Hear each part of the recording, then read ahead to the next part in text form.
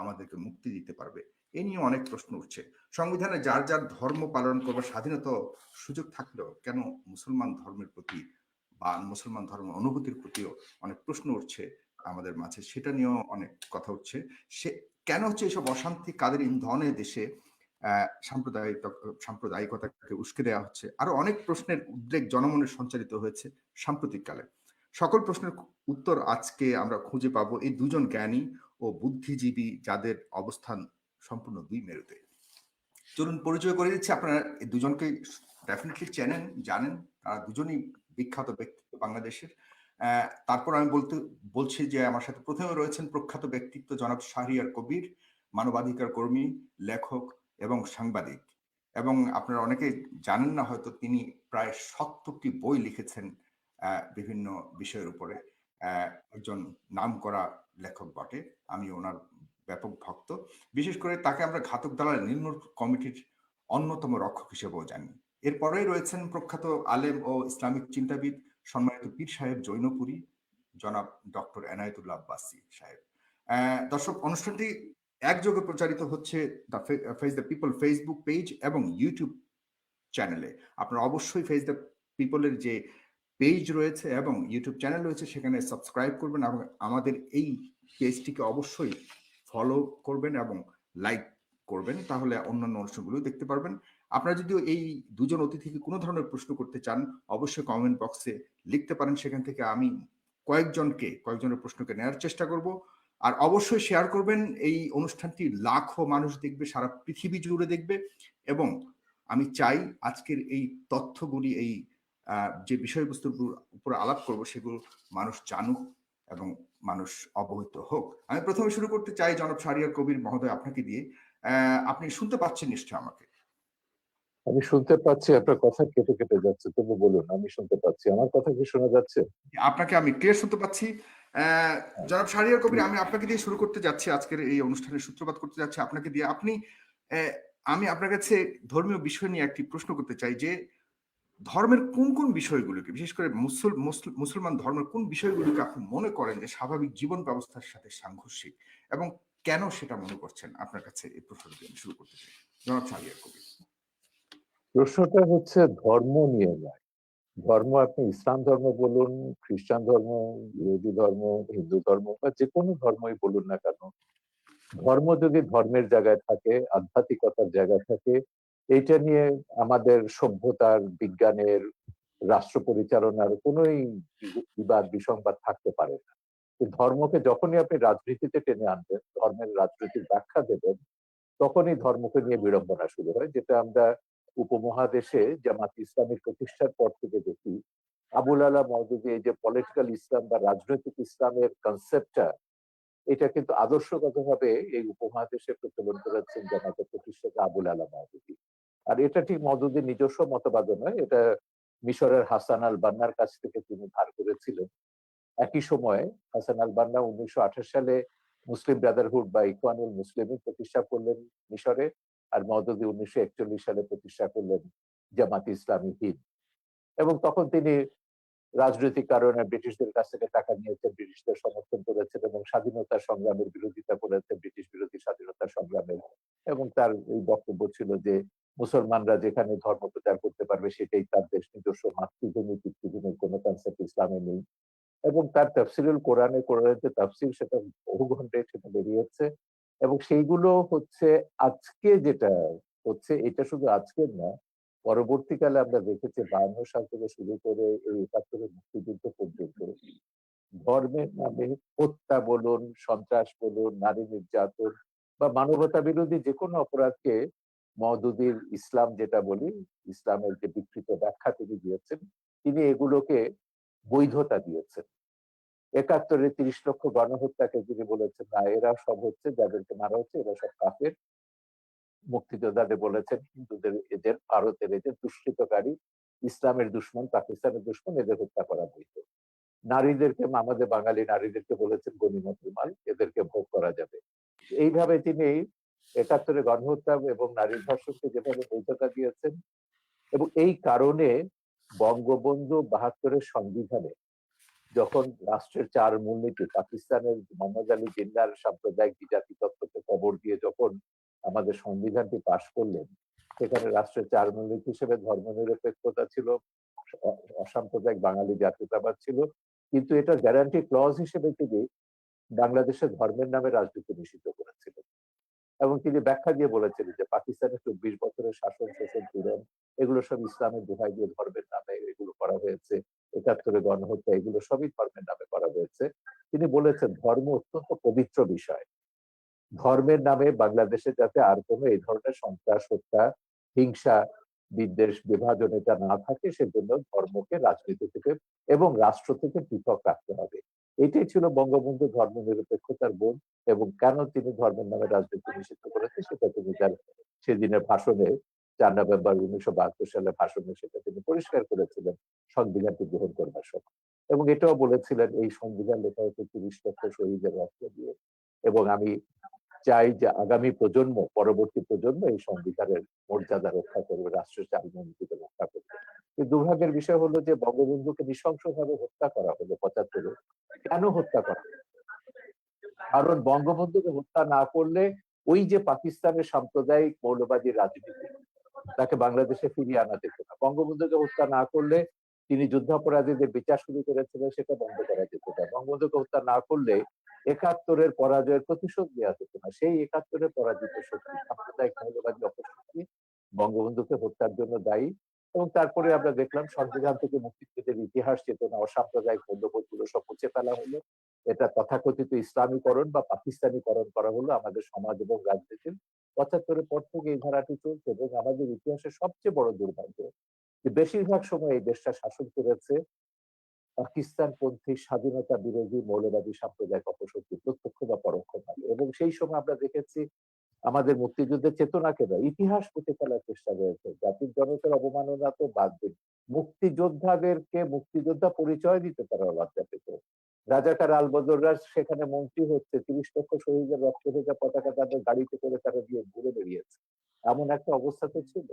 তো সেইখানে আমি মনে করি আমাদের যে আন্দোলনটা শহীদ জননী জাহানারা ইমামের নেতৃত্বে যে আন্দোলনটা আমরা শুরু করেছিলাম, একটা তো ছিল যুদ্ধাপরাধীদের বিচার, মূল দাবিটা ছিল বঙ্গবন্ধুর সংবিধানকে মুক্তিযুদ্ধের চেতনার অসাম্প্রদায়িক কল্যাণ রাষ্ট্র গঠনের যে দিক নির্দেশনা সে সংবিধানকে ফিরিয়ে আনা এবং সেইভাবে আমাদের রাষ্ট্র পরিচালনা করা, সমাজ এবং রাষ্ট্রের সবকিছু, শিক্ষানীতি, সংস্কৃতি নীতি, নারী নীতি, পররাষ্ট্র নীতি, রাষ্ট্রের সমস্ত নীতি এগুলো পরিচালিত হবে সেই মুক্তিযুদ্ধের চেতনার আলোকে যে দিক নির্দেশনা বঙ্গবন্ধু সংবিধানে দিয়েছে। কিন্তু দুর্ভাগ্যের বিষয় সেখানে আমরা এখনো পৌঁছতে পারিনি। এখনো ধর্মের নামে রাজনীতি চলছে এবং এখনো সেই জামাতি ইসলামী, সেই ওহাবি সালাফিরা তাদের যে প্রতিহিংসা, যেটা প্রতিহিংসার রাজনীতি বলুন কিংবা তথাকথিত জিহাদের রাজনীতি, উন্মাদনার রাজনীতি, হিংসার রাজনীতি, এটা তো করেই যাচ্ছে। বিচ্ছিন্ন কোনো ঘটনা এটা।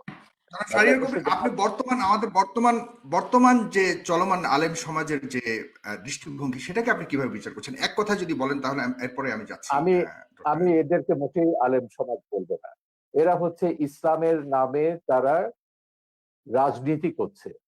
এরাই হচ্ছে সেই ৭১-এর ঘাতক দালা যুদ্ধাপরাধীদের রাজনৈতিক, আদর্শিক এবং সামরিক উত্তরসূরি। সেই রাজনীতিটা এখন করছে, বাংলাদেশকে মোল্লা ওমরের আফগানিস্তান বানাতে চাইছে। এর সঙ্গে এখানে আব্বাসী সাহেব আছেন, তিনি বলবেন, কারণ তিনি তো তার পিতা অত্যন্ত শ্রদ্ধেয় একজন, সেই হিসেবে পীর হিসেবে আমরা তাকে সম্মান করি। আমাদের দেশে সুফিরা ইসলাম প্রচার করেছেন, পীররা এখানে আব্বাসী সাহেবের জোনপুরের হুজুরের মতন এরাও ইসলাম প্রচার করেছেন। এরা শান্তির ইসলাম প্রচার করেছেন, এরা কখনো ইসলামকে রাজনীতির সঙ্গে যুক্ত করে। আমি হযরত জালালউদ্দিন রুমির উপর ২টো ডকুমেন্টারি ছবি বানিয়েছি, যে জালালউদ্দিন রুমির মুরিদ হচ্ছেন আমাদের হযরত শাহজালাল। তো এরা তো ইসলাম সারা পৃথিবীতে, এই ওহাবিরা ইসলাম প্রচার করে, বরং ওহাবিরা কি করেছে, ইসলামকে একটা সন্ত্রাসের ধর্ম হিসেবে পশ্চিমে চিত্রিত করেছে। ইসলাম ব্যাশিং যেটা আছে পশ্চিমে আপনারা দেখছেন, এটা তো জন্য দায়ী হচ্ছে ওহাবি সালাফি, এরা এই বংশবাদী বাংলাদেশে যারা থাকা। সুতরাং এরা যেটা করছে এটার সঙ্গে ইসলামের ধর্মের লেশমাত্র সম্পর্ক নেই। এটা হচ্ছে শেখ হাসিনা সরকারকে ক্ষমতা থেকে উচ্ছেদ করে এখানে মোল্লা ওমরের আফগানিস্তান বা জিয়াউল হকের পাকিস্তান বানাতে হবে।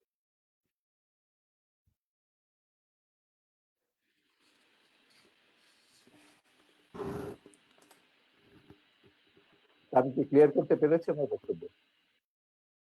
আপনি শুনতে পাচ্ছেন? জি, না আমি আমার এখান থেকে একটু সমস্যা হচ্ছে, আনস্টেবল দেখাচ্ছে আমার কানেকশনটা। আমি কি শুনতে আমি শুনতে পাচ্ছি, আমাকে শুনতে পাচ্ছেন কিনা ক্লিয়ারলি? আমি আপনাকে খুব পরিষ্কার শুনতে পাচ্ছি। জি, ধন্যবাদ আপনাকে জনাব শাহরিয়ার কবির। আমি আপনার কাছে আবারও আসবো। জনাব ডক্টর এনায়েতুল্লাহ আব্বাসী হুজুর, আপনার কাছে আসছি। আপনি তো শুনলেন এতক্ষণ জনাব শাহরিয়ার কবিরের অনেক কথা, কিন্তু আপনার কাছে আমি এডিশনালি আরেকটি প্রশ্ন করতে চাচ্ছি। সেটা হলো যে আহ, আপনার পৃথিবী যেখানে বিজ্ঞান ভিত্তিক, প্রমাণিত বিজ্ঞান ভিত্তিক রাষ্ট্র, অ্যাডভান্সড টেকনোলজিক্যাল লাইফস্টাইলের উপরে উল্কা গতিতে ধাবিত হচ্ছে, উল্কা গতিতে আমি বলবো, সেখানে আপনারা 1400 বছর আগের নাজিল হওয়া পবিত্র ধর্মগ্রন্থ অনুযায়ী চলতে চাওয়াটাকে কতটুকু যুক্তিযুক্ত মনে করেন, এবং অন্যকে চলার জন্য আহ্বান করাটাকে কতটুকু সাপোর্টিভ বা কতটুকু জাস্টিফাইড মনে করেন? সে প্রশ্নটা আপনার কাছে রেখে যাচ্ছে, এবং যারা ফারিয়ার কবি অনেক প্রশ্ন রেখে যাচ্ছে, সেটা বলুন। Thank you. আলহামদুলিল্লাহ ওয়াহদা والصلاة والسلام على محمد صلى الله عليه وسلم الذي من لا نبي بعده। ধন্যবাদ সাগর সাহেবকে, ধন্যবাদ আজকের সম্মানিত অতিথিকে, এবং দেশ ও দেশের বাইরে যারা আজকের প্রোগ্রামটি দেখছেন তাদের সকলকে। শাহরিয়ার কবির সাহেব তার বক্তব্যে বুঝালেন ইসলামের প্রতি তার যথেষ্ট শ্রদ্ধা আছে। এ থেকে স্পষ্ট বোঝা যায় যে ইসলাম সম্পর্কে তার শ্রদ্ধা থাকলেও ইসলাম সম্পর্কে তার মৌলিক জ্ঞান অভাব রয়েছে। তার প্রথমটি হচ্ছে যে ইসলামী রাজনীতির ক্ষেত্রে তিনি আবুল আলা মওদুদীকে টেনে আনলেন, অথচ বাংলাদেশের শতকরা ৮০ জন ওলামায়ে কেরামি আবুল আলা মওদুদীর বিরোধিতা করে থাকেন। আর সবচেয়ে বড় কথা, আবুল আলা মওদুদী ইসলামী রাজনীতির সূচনা উপমহাদেশে করেননি। উপমহাদেশে ইসলামী রাজনীতির সূচনা করেছেন শাহ ওলিউল্লাহ মুহাদ্দিস দেহলভী রহমতুল্লাহি আলাইহি, আবুল আলা মওদুদীরও কয়েক শত বছর আগে। পরবর্তীতে তার ধারাবাহিকতায় ওলামায়ে দেওবন্দের মাধ্যমে ইসলামী রাজনীতির প্রসার ও প্রচার ব্যাপকভাবে ঘটেছিল, এবং উলামায়ে দেওবন্দ ইসলামী রাজনীতির চেতনাতে উদ্বুদ্ধ হয়েই ব্রিটিশ খেদা আন্দোলন করেছিল। সবচেয়ে দুঃখজনক বিষয়, আমাদের দেশের বুদ্ধিজীবীগণ ইসলামকে বিভিন্ন নামে অভিহিত করে থাকেন। কেউ বলেন রেডিক্যাল ইসলাম, কেউ বলেন মডারেট ইসলাম। ইসলামকে বিভক্ত করার কোনো অথরিটি কোনো মানুষের নেই। যদি কেউ ইসলামের লেবাস ধারণ করে ইসলামের অপব্যাখ্যা করে, সেটার দায় তার নিজের, সেটার দায় ইসলামের হবে না। দেখার বিষয় কোরআন সুন্নাতে রাষ্ট্র ব্যবস্থা বা রাজনীতির কথা আছে কিনা, সেটা দেখার বিষয়। তারপর আমরা দেখবো সেটার কে অপব্যাখ্যা করছে, কে সঠিক ব্যাখ্যা করছে। আল্লাহর হাবিব মোহাম্মদ সাল্লাল্লাহু আলাইহি ওয়াসাল্লাম ১,৫০০ বছর আগে আল্লাহর পক্ষ থেকে আমাদেরকে যে দ্বীন ইসলাম দিয়েছেন, সেটা নিছক প্রথা সর্বস্ব কোনো ধর্ম নয়, সেটা পূর্ণাঙ্গ জীবন বিধান।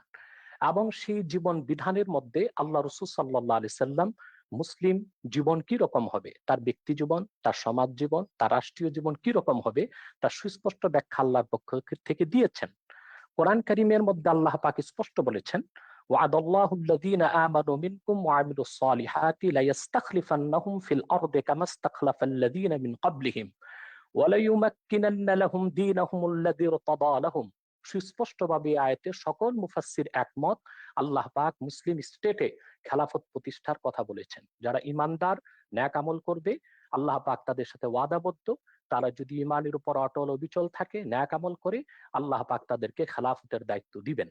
আল্লাহ তাআলা সূরা হজ্জে বলেছেন, আল্লাযীনা ইম্মাক্কান্নাহুম ফিল আরদি আকামুস সালাতা ওয়া আতাউয যাকাত ওয়া আমারু বিল মা'রুফি ওয়া নাহাউ আনিল মুনকার ওয়ালিল্লাহি আকিবাতুল উমুর।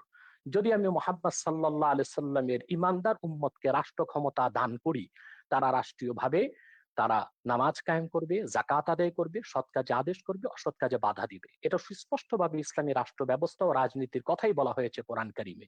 সহিহ মুসলিম, সৌদি আরবের ছাপ, ২৪৪৫ নম্বর হাদিস, আল্লাহ রাসূল সাল্লাল্লাহু আলাইহি ওয়াসাল্লাম ইরশাদ করেছেন, কানা বানু ইসরাঈল তাসুসুহুমুল আম্বিয়া কুল্লামা হালাকা নাবিয়্যুন খালাফাহু নবী ওয়া ইন্নাহু লা নাবিয়্যা বা'দি ফাসায়াকুনু খুলাফা।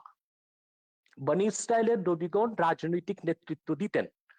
শুধু ইসলামে আল্লাহ রাজনীতি দিয়েছেন তা নয়, পূর্বের যত নবী এসেছেন বনী ইসরায়েলে, হযরত দাউদ, হযরত সুলাইমান। এই জন্য ওল্ড টেস্টামেন্ট বাইবেল, পুরনো বাইবেলে আমরা দেখতে পাই হযরত দাউদকে বলা হয়েছে কিং ডেভিড, কারণ তিনি রাজা ছিলেন, তিনি আল্লাহর বিধান মোতাবেক রাষ্ট্র পরিচালনা করতেন।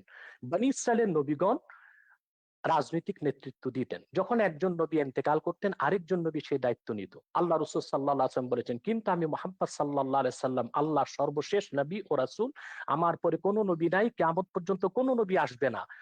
আমার উম্মতের মধ্যে যারা খলিফা, তারা আমার উম্মতের রাজনৈতিক নেতৃত্ব দিবে। এভাবে কোরআন কারীমের অসংখ্য আয়াত এবং সহিহ হাদিস থেকে কথা সুস্পষ্টভাবে প্রমাণিত যে ইসলামী রাষ্ট্র ব্যবস্থা ও ইসলামী রাজনীতির সুস্পষ্ট কনসেপশন কোরআন ও হাদিসের মধ্যে আছে।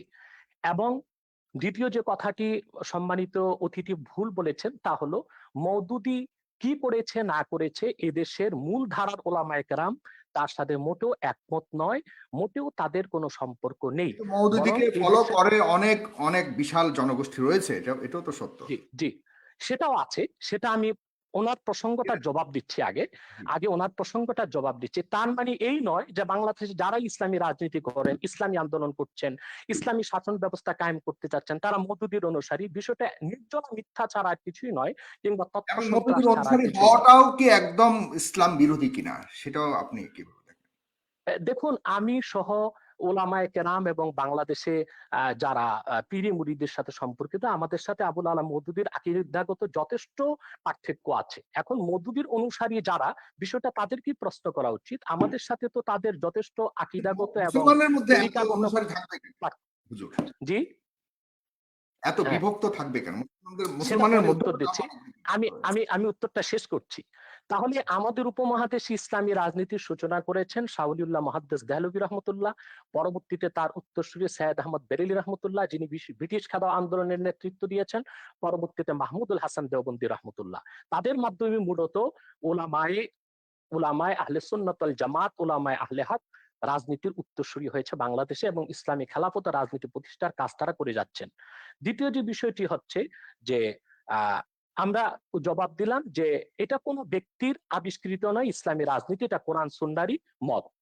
দ্বিতীয় যে কথাটি আমাদের সম্মানিত অতিথি বলেছেন, বঙ্গবন্ধুকে কারা হত্যা করলো, আমি এই বিষয়ে আমার খুব একটা ধারণা নেই।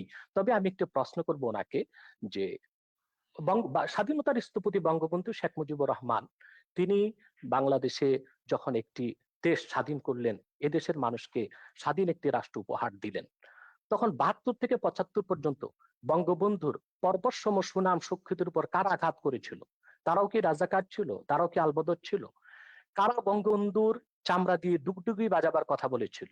বঙ্গবন্ধু হত্যার পর কারা সেনাবাহিনীর ট্যাঙ্কের উপর নাচানাচি করেছিল?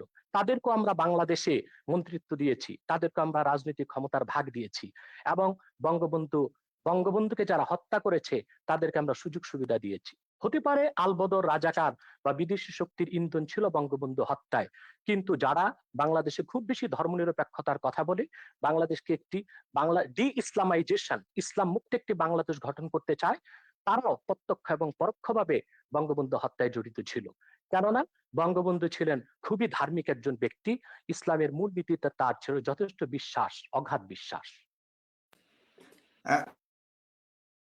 আপনাকে অনেক ধন্যবাদ জনাব এনায়েতুল্লাহ আব্বাসী। হুজুর, আপনি অনেক সুন্দর কথা বলেছেন। জনাব শাহরিয়ার কবির, আপনার কাছে আমি এই ওনার কথা ধরেই প্রশ্নটা করতে যাচ্ছি, এবং আপনিও বলেছেন যে আপত্তিটা শুধু ধর্ম নিয়ে রাজনীতি করাটা। তো ধর্ম নিয়ে রাজনীতি করার অধিকার কি সাংবিধানিকভাবে ধর্মীয় জনগোষ্ঠীকে কোনোভাবে কি বারণ করা হয়েছে কিনা সংবিধানে? Number one. নাম্বার টু হলো ৩৯ অনুচ্ছেদ অনুযায়ী কথা বলবার অধিকার সবারই রয়েছে, বাক স্বাধীনতার অধিকার দেওয়া হয়েছে। সেখানে হুজুররা কথা বললে, যেটাকে আমরা ওয়াজের মাধ্যমে আমরা দেখতে পাই, হুজুররা বিভিন্ন ধরনের কথা বলে, যেটাকে আমরা ওয়াজ বলি, কিন্তু সেটাই যখন একটা সিম্পোজিয়ামের মাধ্যমে যখন আমরা প্রগতিশীল সমাজ থেকে যখন কথা বলি, সেটাকে আমরা মোটিভেশনাল স্পিচ বলি। তো ওয়াজটাকে কেন আমরা সাপ্রেস করার চেষ্টা করছি? যেমন আজকাল চতুর্দিকে ওয়াজকে বন্ধ করার একটা চেষ্টা করা হচ্ছে। এই স্বাধীনতাটা নাই কেন? কথা বলবার ওই স্বাধীনতাটা নাই কেন? সেখানে কি সংবিধানের আলোকে কোনো ধরনের নিষেধ রয়েছে কিনা আপনার কাছে জানতে চাচ্ছি। না, আপনি কোথায় ওয়াজ সাপ্রেস করা হচ্ছে এরকম তথ্য কিন্তু বাংলাদেশে আমার জানা নেই। আমার কাছে ওয়াজের নামে অনেকগুলি ভিডিও আমি আপনাকে বলছি ওয়াজের নামে আপনি যদি সংবিধানের উপর আঘাত করেন, বাংলাদেশের মূল চেতনার উপর আঘাত করেন, যে কারণে বাংলাদেশ রাষ্ট্রটি তৈরি হয়েছে, যেটাকে আমরা মুক্তিযুদ্ধের চেতনা বলি, রাষ্ট্রের ৪ মূলনীতিতে যেটা প্রতিফলিত হয়েছে, ওয়াজের নামে আপনি যদি ভিন্ন ধর্ম, ভিন্ন মত, ভিন্ন জীবনধারায় বিশ্বাসীদের প্রতি ঘৃণা, বিদ্বেষ প্রচার করেন, সন্ত্রাসী বক্তব্য রাখেন এবং প্রতিহিংসামূলক বক্তব্য রাখেন, তখনই সেটা আর ওয়াজ হয় না, সেটা একটা রাজনৈতিক হিসেবে মতলববাজিতে পরিণত হয়। আপনি ওয়াজে ইসলামের মাহাত্ম্যের কথা বলুন। ইসলামে কোরআনে কি মানুষের কল্যাণের কথা বলা নেই? আপনি যখন মসজিদে, যে কদিন আগে আমাদের ইয়েতে একটা ওয়েবিনারে 16 ডিসেম্বরে একজন মন্ত্রী এসেছিলেন এবং তিনি বললেন যে তিনি মসজিদে আপত্তি করেছেন যে খুতবাতে বলছে মুসলিম উম্মার জন্য প্রার্থনা করতে হবে। তো মন্ত্রী বলছেন, তো বলে যে শুধু মুসলিম উম্মা কেন, আল্লাহ তো সারা সমগ্র বিশ্বের জন্য, তিনি তো সমগ্র মানব জাতিকে সৃষ্টি করেছেন, আমরা কেন সমগ্র মানব জাতির জন্য আমরা মোনাজাত করব না বা কল্যাণ কামনা করব? আপনাকে মনে রাখতে হবে বাংলাদেশ রাষ্ট্রটি কেন তৈরি হয়েছে, কেন 47-এ পাকিস্তান হয়েছিল এবং কেন 71-এ বাংলাদেশ হয়েছে। এইটা যদি আপনি না বুঝেন তাহলে কিন্তু এই বিভ্রান্তিটা আপনার মধ্যে থেকে যাবে।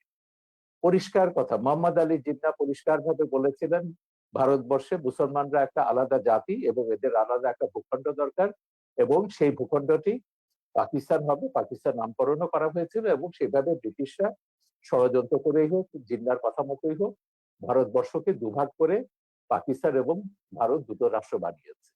এবং জিন্নাহ কিন্তু এই ভুলটা যে বুঝেছিলেন দেখে তিনি কত বড় ভুল করছেন সেটা তার 47 সালের 11ই আগস্টের বক্তৃতায় পরিষ্কার করে দিয়েছিলেন যে পাকিস্তানে আমরা মুসলমানরা, হিন্দুরা, বৌদ্ধরা, খ্রিস্টানরা সবাই নিজ নিজ ধর্ম পালন করব, রাষ্ট্র ধর্মের ব্যাপারে কোনো হস্তক্ষেপ করবে না, ধর্ম রাষ্ট্রের ব্যাপারে হস্তক্ষেপ করবে না। এটা জিন্নাহর বহুল আলোচিত একটা বক্তৃতা, 11ই আগস্ট 1947 সাল, 11ই জুনে এটা বলেছেন 1947 সালে, পাকিস্তান হওয়ার কয়েক মাস আগে।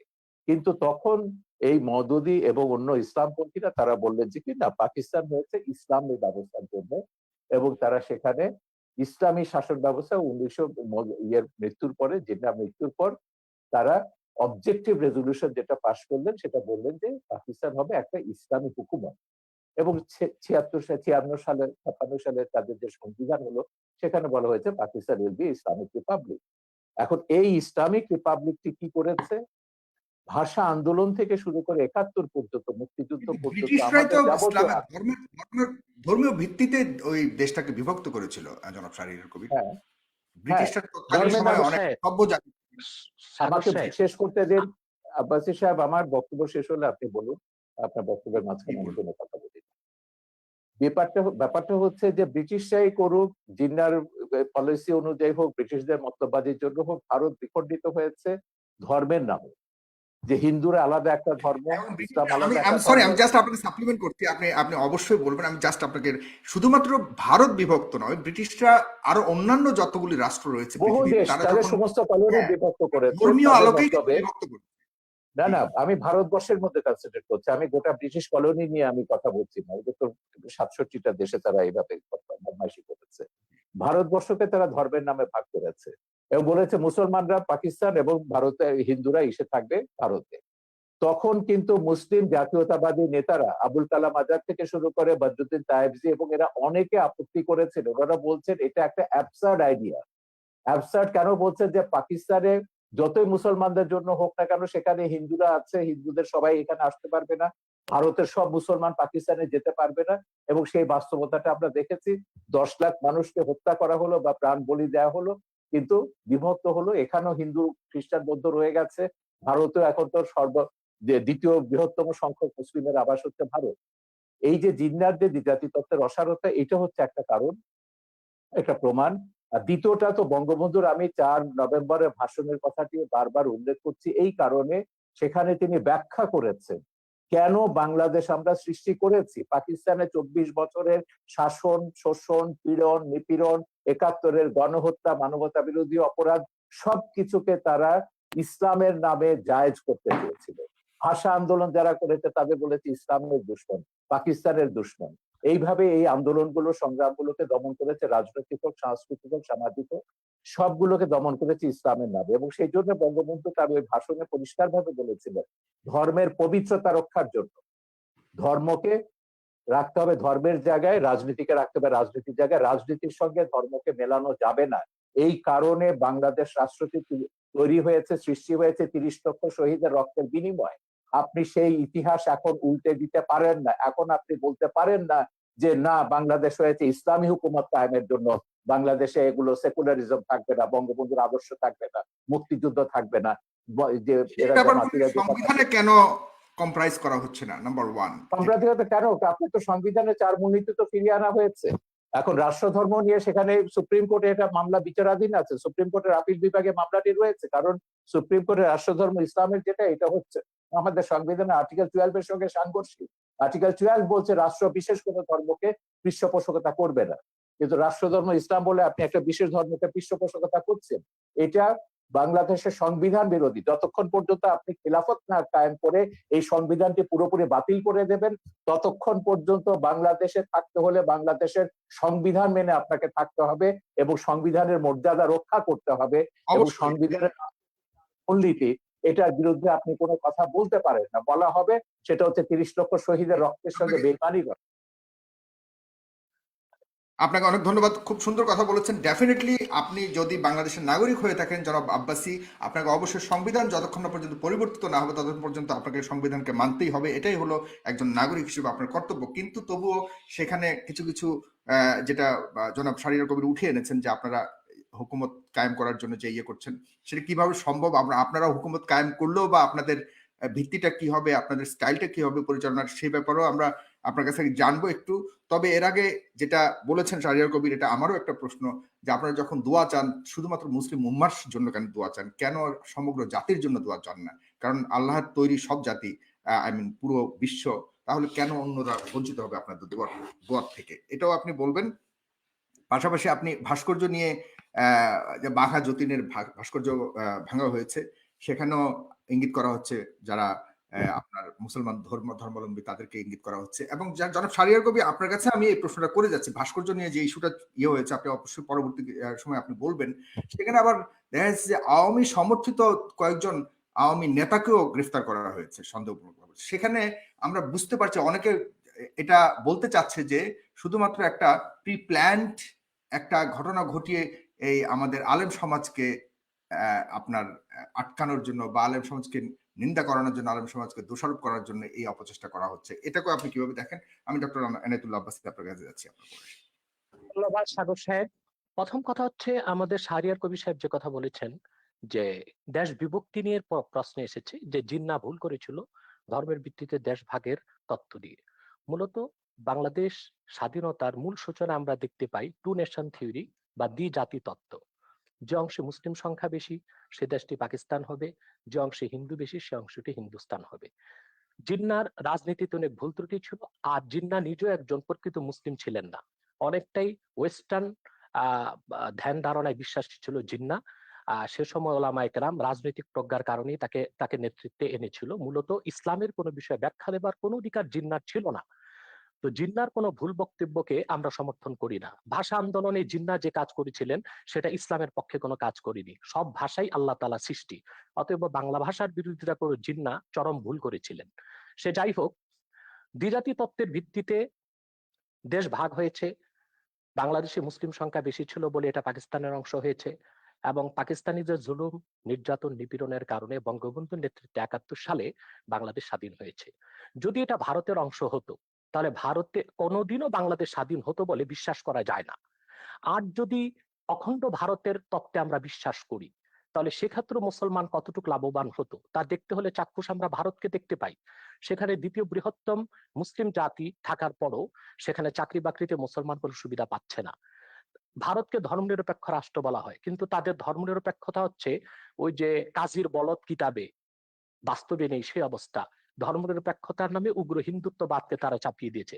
বাবরি মসজিদকে ভেঙ্গে খান খান করে দিয়েছে। সেখানে কংগ্রেস যারা ধর্মনিরপেক্ষতার কথা বলে থাকে তারাও বাবরি মসজিদের স্থানে রাম মন্দির নির্মাণের জন্য 11টি রূপার ইট পাঠিয়েছে। অতএব যদি অখণ্ড ভারতের সূত্রে আমরা বিশ্বাসী হতাম, আমরা খুব লাভবান হতাম না এবং বাংলাদেশ স্বাধীন হবার কোনো সম্ভাবনাই থাকতো না। টু নেশন থিওরি বা দ্বিজাতি তত্ত্বের ভিত্তিতে দেশ বিভক্ত হয়েছে বলেই আজকে আমরা চূড়ান্তভাবে একটি স্বাধীন বাংলাদেশ, একটি রাষ্ট্র পেয়েছি। তৃতীয় যে কথা আপনি বলেছেন যে খেলাফত প্রতিষ্ঠিত হওয়ার আগ পর্যন্ত এমন কোনো কাজ করা যাবে না যেটা সংবিধানের বিরুদ্ধে যায়। আমাদের সংবিধানে, কারণ ধর্মনিরপেক্ষতা একটি বিষয় আছে, সেকুলারিজম। সেকুলারিজম বলতে আমরা কি বুঝি? আসলেই সেকুলারিজমের ব্যাখ্যা অক্সফোর্ড ডিকশনারিতে এসেছে যে secularism is the belief that religion should not be involved in organization of society education. Secularism এমন একটি জিনিস যেটা রাষ্ট্রের কোনো সংস্থা, শিক্ষা বা রাষ্ট্রের কোনো জরুরি কোনো সংস্থা, কোনো ডিপার্টমেন্টে এর কোনো সংশ্লিষ্টতা থাকবে না। এটা একটি অসম্ভব বিষয়। বাংলাদেশও ধর্ম মন্ত্রণালয় আছে, অতএব এটি একটি রাষ্ট্রীয় সংস্থা। সেখানে ইসলাম ধর্মের পক্ষে কাজ করা হচ্ছে, অন্যান্য ধর্মের অধিকারও সংরক্ষণ করা হচ্ছে। শিক্ষা ব্যবস্থা আমাদের দেশে কম করে হলেও ইসলামী অনেক কিছু আছে। অতএব একেবারেই প্রিন্সিপাল কনসেপশন অফ সেকুলারিজম, ধর্মনিরপেক্ষতার মূল সূত্রে গেলে ধর্মের কোনো অস্তিত্ব কোথাও রাখা যাবে না, সামাজিক জীবনেও না, রাষ্ট্রীয় জীবনেও না।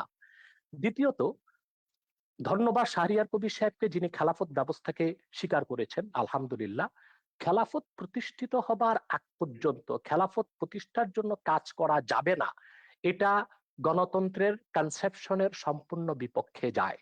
কারণ আমার গণতন্ত্রের কনসেপশনস এর মধ্যে আছে বাক স্বাধীনতা, রয়েছে নিজস্ব আদর্শের লালন প্রচার প্রসার। অতএব প্রতিটি মুসলমান ইসলামের মৌলিক নীতিতে বিশ্বাসী, তারা ইসলামী রাষ্ট্র ব্যবস্থা খেলাফতকে বিশ্বাস করে। অতএব তার প্রচার ও প্রসারের জন্য তারা আন্দোলন করতে পারে, রাজনীতি করতে পারে, ওয়াজ মাহফিলের মধ্যে তারা কোরআন সুন্নাহ ভিত্তিক ইসলামী রাষ্ট্র ব্যবস্থার কথা তুলে ধরতে পারেন। এটা প্রতিটি মুসলিমের গণতান্ত্রিক অধিকার। দ্বিতীয়ত, যারা ধর্মের দোহাই দিয়ে নারী নির্যাতন করেছে, নিপীড়ন করেছে স্বাধীনতা যুদ্ধের আগে, তাদের সাথে ইসলামের কোনো সম্পর্ক নেই। এইরকম ব্যক্তি যাদের সাথে ইসলামের সম্পর্ক নেই, ইসলামের পরিচয় দেয়, তাদেরকে ইসলাম একটি পারিভাষিক নাম দিয়েছে মোনাফেক। এবং মোনাফিকের ব্যাপার আল্লাহ তাআলা বলেছেন, ইন্নাল মুনাফিকিনা ফিদ দারকিল আসফালি মিনান নার, মোনাফিকরা জাহান্নামের সর্বনিকৃষ্ট স্তরে থাকবে।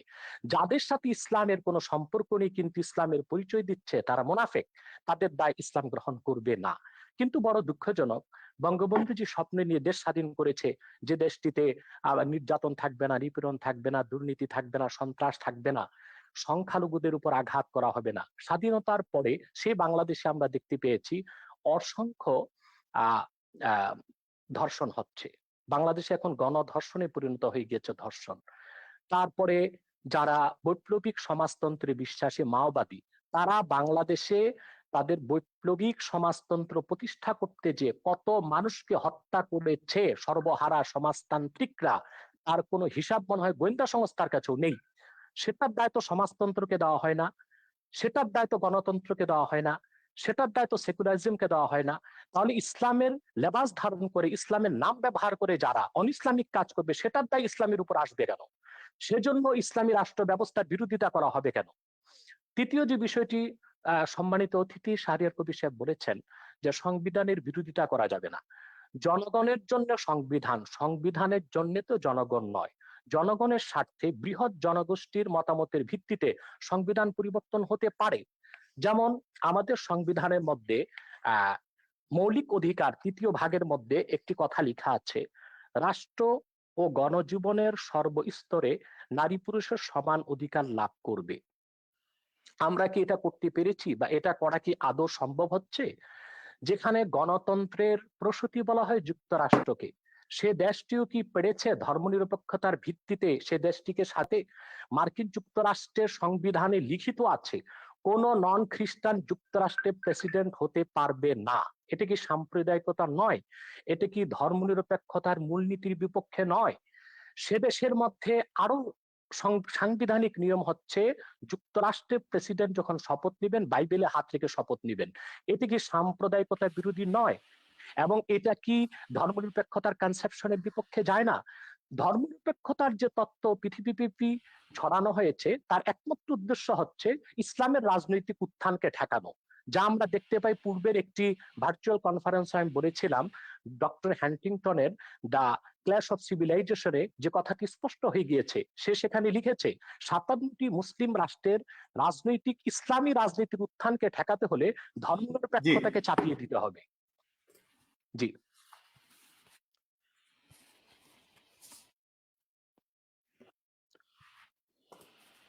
শুনতে পাচ্ছেন সাগর সাহেব?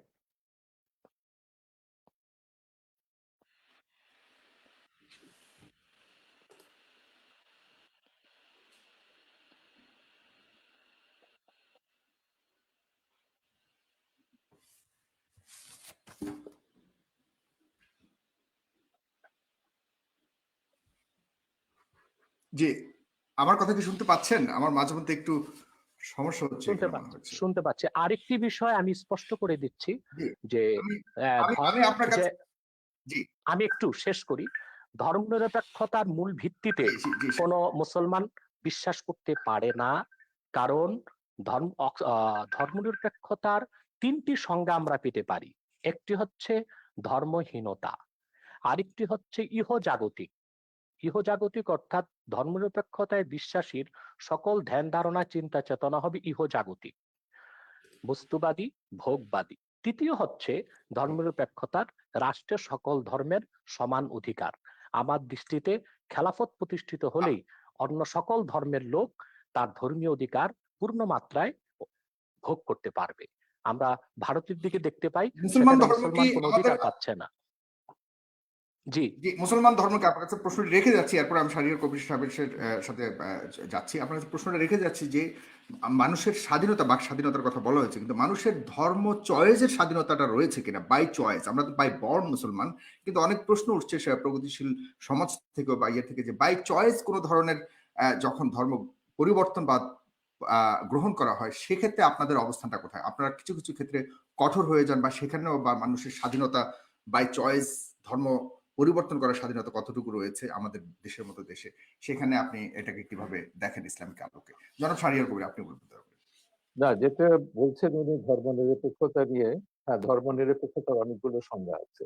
আমি আপনাকে শুরু থেকে বারবার বলছি যে আজকে যে বিতর্কটা তুলেছেন, এটা বাংলাদেশের সংবিধান বুঝতে গেলে আপনাকে বঙ্গবন্ধুর 4 নভেম্বরের 72 সালে 4 নভেম্বরে গণপরিষদে যে ভাষণটি দিয়েছেন, যেখানে তিনি ব্যাখ্যা করেছেন 4 মূলনীতিকে, এবং সেইটা আপনাকে পড়তে হবে। সেটা না পড়ে অক্সফোর্ড ডিকশনারিতে কি বলেছে, কোন ডিকশনারিতে কি বলেছে, এটা দিয়ে বুঝবে না। বঙ্গবন্ধু ধর্মনিরপেক্ষতা বলতে কি বুঝিয়েছে বাংলাদেশের প্রেক্ষিতটা, সেটা আপনাকে বুঝতে হবে।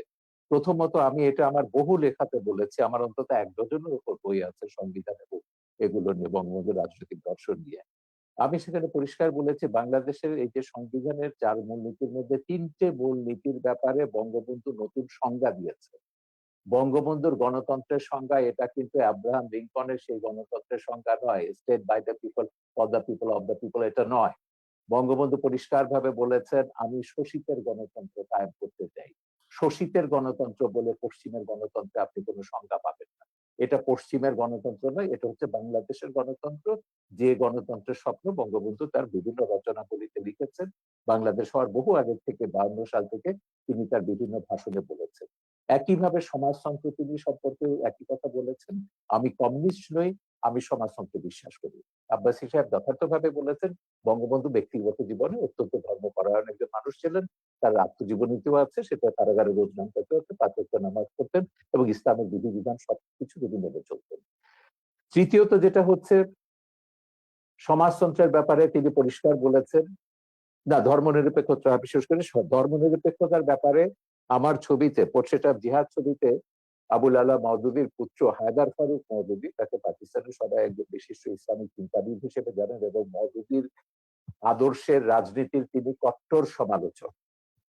তো তিনি তার পিতাকে একদম মোনাফেকি বলেছেন আমার ছবিতে, এবং কতগুলো উদাহরণ দিয়ে বলেছেন যে আমার পিতা সবাইকে বলতে তাকে মাদ্রাসায় পড়ো, তার 9 ছেলে মেয়েকে তিনি ইংলিশ মিডিয়াম স্কুলে পড়িয়েছেন। তো এবং তিনি রাজনীতিটাকে সবসময় বাড়িতে ঢোকার আগে বাইরে রেখে আসতেন, যেমন করে ড্রাগ পেডলাররা যেমন করে। এই মওদুদির পুত্র হায়দার ফারুক মওদুদি আমাদের এখানে এসেছিলেন, খুবই লিবারেল একজন ইসলামিক স্কলার। আমাদের সম্মেলনে তিনি পরিষ্কারভাবে বলেছিলেন, জামাত ইসলামীর সমালোচনা করতে গিয়ে তিনি যেটা বলেছেন যে ধর্মনিরপেক্ষতাকে আমাদের দেশে, বিশেষ করে মুসলমান প্রধান দেশে, বিকৃতভাবে এটাকে ব্যাখ্যা করা হচ্ছে বা সংজ্ঞা নির্ধারণ করা হচ্ছে। যেমন আরবিতে ধর্মনিরপেক্ষতা, আপনি গুগল খুলে দেখুন, ধর্মনিরপেক্ষতার আরবি শব্দ হচ্ছে দুনিয়াই, যেটা যথার্থভাবে আব্বাসী সাহেব বলেছেন ইহজাগতিকতা। এবং ফ্রান্সে আপনি দেখুন, ধর্মনিরপেক্ষতা অনেকটা হচ্ছে নাস্তিকতা সমার্থক, কারণ সেখানে বলছে ফ্রান্সে কোনো পাবলিক প্লেসে রিলিজিয়াস কোনো সাইন থাকতে পারবে না, যেমন সেটা খ্রিস্টান প্রধান দেশ, কিন্তু আপনি ক্রস কোনো স্কুলে, পাবলিক স্কুলে ক্রস ঝোলাতে পারবে না, সেটা তাদের কনস্টিটিউশনের বিরুদ্ধে যায়। উর্দু ডিকশনারিতে আরো এক্সট্রিম ভাবে করা হয়েছে। বাবাই উর্দু যখন উর্দু ডিকশনারিতে সেকুলারিজম উর্দু করেছে লাদিনী, লাদিনী অর্থ হচ্ছে ধর্মহীনতা। সুতরাং ধর্ম নিরপেক্ষতার বিভিন্ন ব্যাখ্যা পশ্চিমে আছে এবং অ্যারাবিক ওয়ার্ল্ডে আছে, উর্দুতে আছে, উর্দু ভাষায় আছে, ফার্সি ভাষাতে আছে, কিন্তু বঙ্গবন্ধু ধর্ম নিরপেক্ষতার একটা নতুন সংজ্ঞা দিয়েছেন, যেটা নিয়ে তখন বাম বুদ্ধিজীবীরা সমালোচনাও করেছিলেন। সিরাজুল ইসলাম বা বিপিন মোরেরা তারা বলেছিলেন ধর্ম সেকুলারিজমের বাংলা হবে ইহজাগতিকতা, বঙ্গবন্ধু ভুলভাবে এটা ধর্ম নিরপেক্ষতা করেছেন।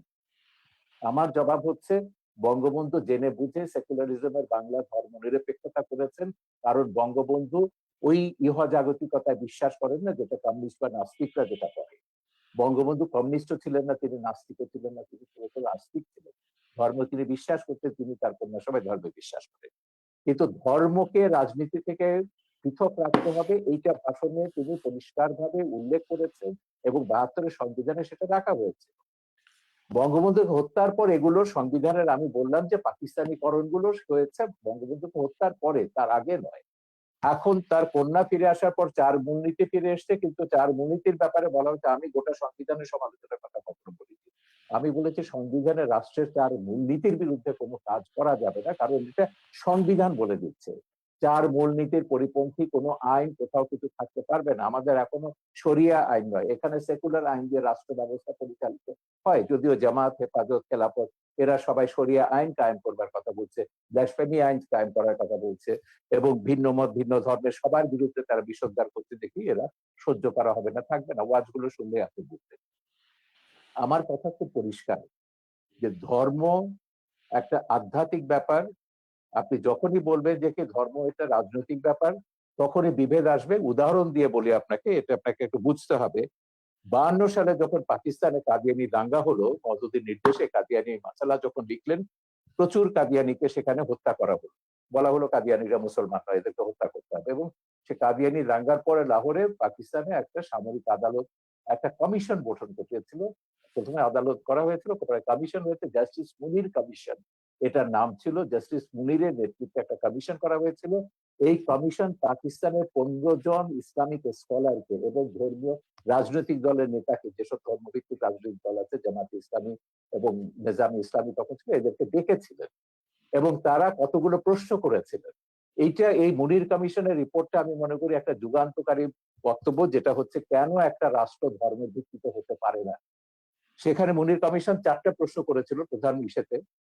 একটা হচ্ছে ইসলাম কাকে বলে, মুসলমান কাকে বলে, এবং সেইখানে তারা বলছেন যে 15 জনের মধ্যে 15 জন 15টা ব্যাখ্যা দিয়েছেন ইসলাম এবং মুসলমানের। তারপর কতগুলো প্রশ্ন তারা করছেন, যেমন জামাত ইসলামীকে বলেছেন যে আচ্ছা আপনারা তো ইসলামী হুকুমতে বিশ্বাস করেন, কারণ দেশের অধিকাংশ মানুষ হচ্ছে মুসলমান, তাদের অনুযায়ী শরিয়া আইন অনুযায়ী চলবে।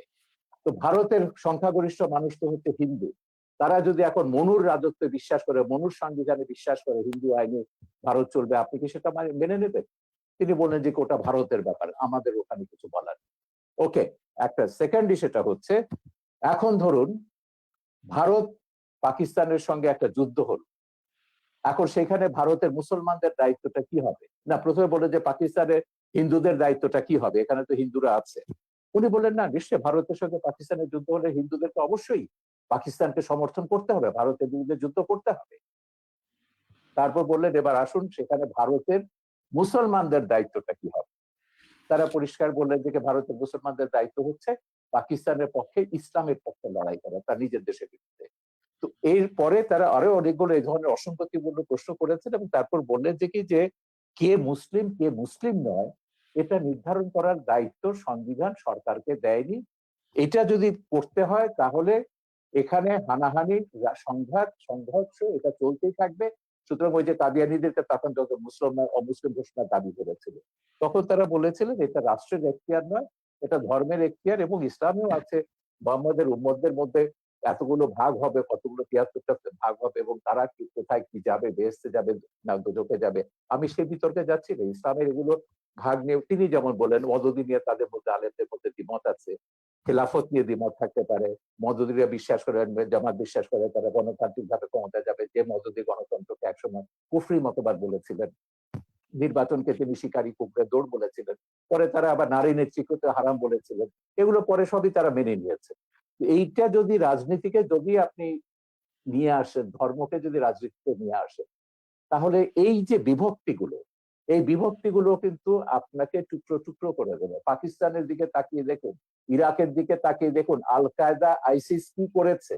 তারা তো যা করেছে ইসলামের নামে কিন্তু করেছে। জনাব শাহরিয়ার আশ্চর্য কবির, হয় না? আমার এখানে একটা প্রশ্ন আছে আপনার কাছে। আপনি কি মনে করেন ভারত ধর্মনিরপেক্ষ? ভারত সাংবিধানিক ভাবে ধর্মনিরপেক্ষ, কিন্তু বর্তমানে ভারত যেটা করছে এটাকে মোটেই ধর্মনিরপেক্ষ বলা যাবে। ওকে, সেখানে ধর্মনিরপেক্ষতা এখানকার রাষ্ট্রীয় যে জড়াজড়ি দিয়েছে। সেখানকার যে ধর্মীয় জনগোষ্ঠী রয়েছে সেখানে কি উগ্রপন্থা রয়েছে কিনা আপনি কি মনে করেন?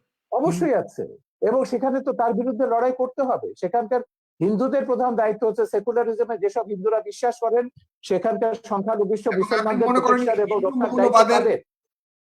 হিন্দু মৌলবাদের যে উত্থান হয়েছে বর্তমানে, সেটাকে আপনি কতটুকু বিশ্বাস করেন এবং সেই হিন্দু মৌলবাদের সর্বশক্তির সহায়তা নিয়ে বর্তমানে বিজেপি সরকার অধীন রয়েছেন? আমি এটা কখনো অস্বীকার করছি না, তো আমি মানা করলাম কখন?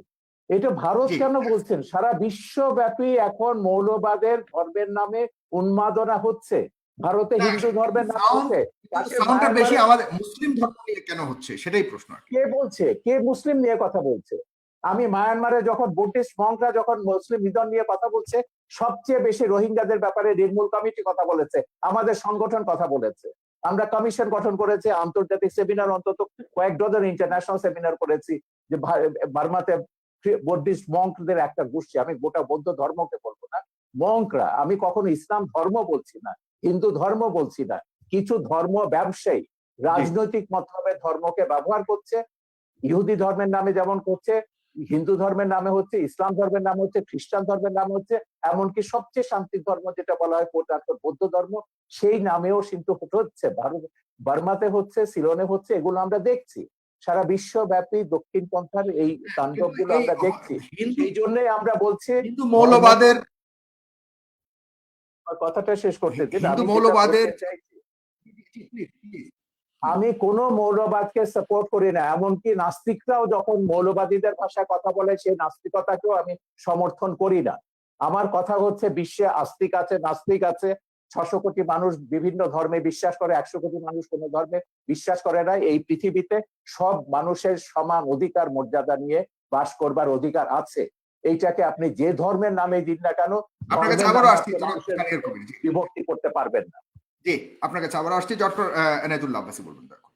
আপনার কাছে আমি কিছু প্রশ্ন রাখতে চাই। আমার কাছে অনেকগুলি প্রশ্ন রয়েছে, কিন্তু আপনাকে ছোট করে প্রশ্নগুলো বলছি। জনাব জনাব এনায়েতুল্লাহ আব্বাসী, যে কোরআনের রাজনীতি সম্পর্কে কোনো আয়াত রয়েছে কিনা কোরআনে, নাম্বার 1। জি, ইতিমধ্যেই রাজনীতির ব্যাপারে কয়েকটি আয়াত এবং সহিহ হাদিস শুনিয়েছি।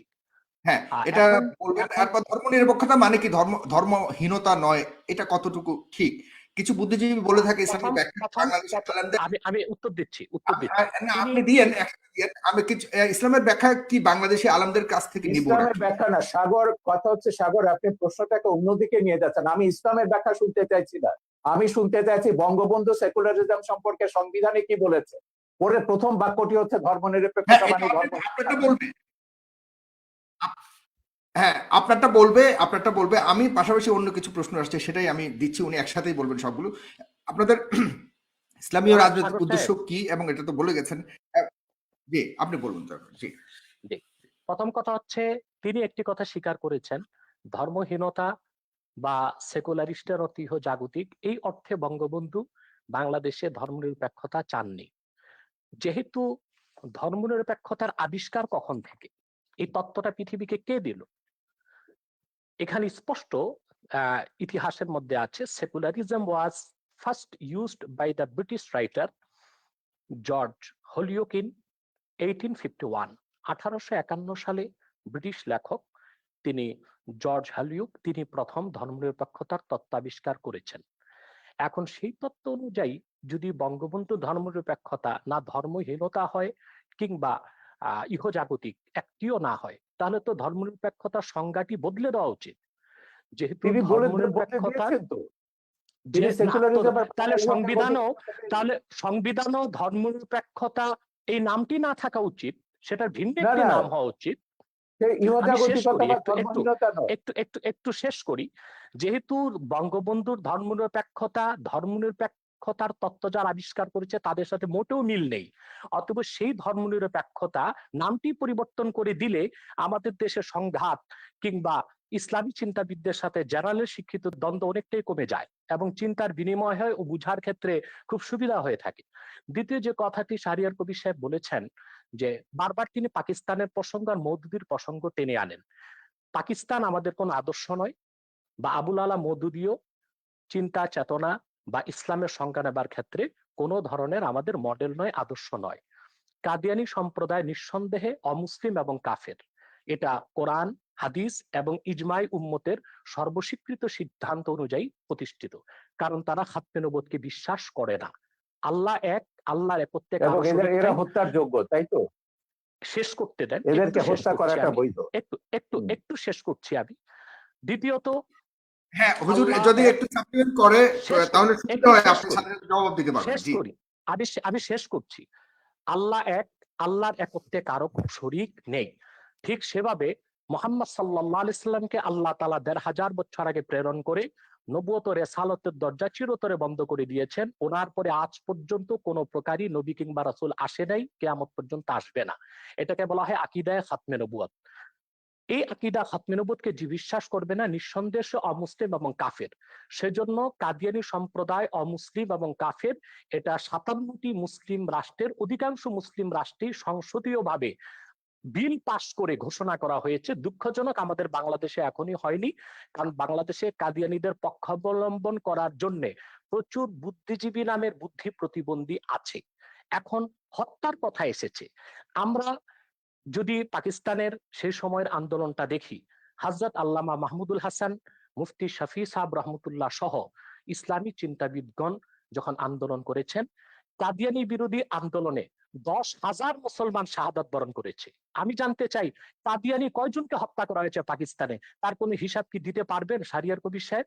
অথচ কাদিয়ানীদেরকে অমুসলিম ঘোষণার দাবি আদায় করতে যে পাকিস্তানে ১০,০০০ মুসলমান শাহাদাত বরণ করেছে, কারণ চরম সেকুলারির ধর্মনিরপেক্ষ ভুট্টো মুসলমানদের বিপক্ষে অবস্থান নিয়েছিল। ১০,০০০ মুসলমানের রক্তের বিনিময়ে কাদিয়ানীদেরকে রাষ্ট্রীয়ভাবে পাকিস্তান সরকার অমুসলিম ঘোষণা করেছিল। তৃতীয় যে বিষয়, ইসলামের সংজ্ঞা কোন বুদ্ধিজীবী কি দিল সেটা পরের কথা। আল্লাহ তাআলা স্পষ্ট কোরআনে বলেছেন, আল্লাহ তাআলা স্পষ্ট করে দিয়েছেন কোরআনে, কে মুসলিম কে অমুসলিম, কে কাফের কে মুমিন। এখন মনে করুন আমাদের শাহরিয়ার কবির সাহেব নিজকে নিশ্চয়ই মুসলিম পরিচয় দিচ্ছেন, কিন্তু কোরআনের কোথাও উনি যে মুসলিম ওনার নামটি খুঁজে পাওয়া যাবে না। তাই বলি কি ওনাকে মুসলিম বলা যাবে না? আপনি সাগর, আপনার নাম কোরআন কারীমে কোথাও নেই যে সাগর একজন মুসলিম ব্যক্তি। আপনাকে কিভাবে আমি মুসলিম বলবো? কে মুসলিম কে অমুসলিম সেই সংজ্ঞা কোরআন দিয়েছে। সেই সংজ্ঞা অনুযায়ী যে যুগে যে লোক আসবে, মুসলিমের সংজ্ঞায় যে সংজ্ঞায়িত হবে তাকে আমরা মুসলিম বলবো, অমুসলিমের সংজ্ঞায় যে সংজ্ঞায়িত হবে তাকে আমরা অমুসলিম বলবো। যেহেতু কোরআন সুন্নাহ ও ইজমাই উম্মতের মতে কাদিয়ানী সম্প্রদায় অমুসলিম, সেজন্য আমরা তাদেরকে অমুসলিম এবং কাফের জানি, এবং এটা কোরআনের মত, হাদিসের মত, ইজমাই উম্মতের মত।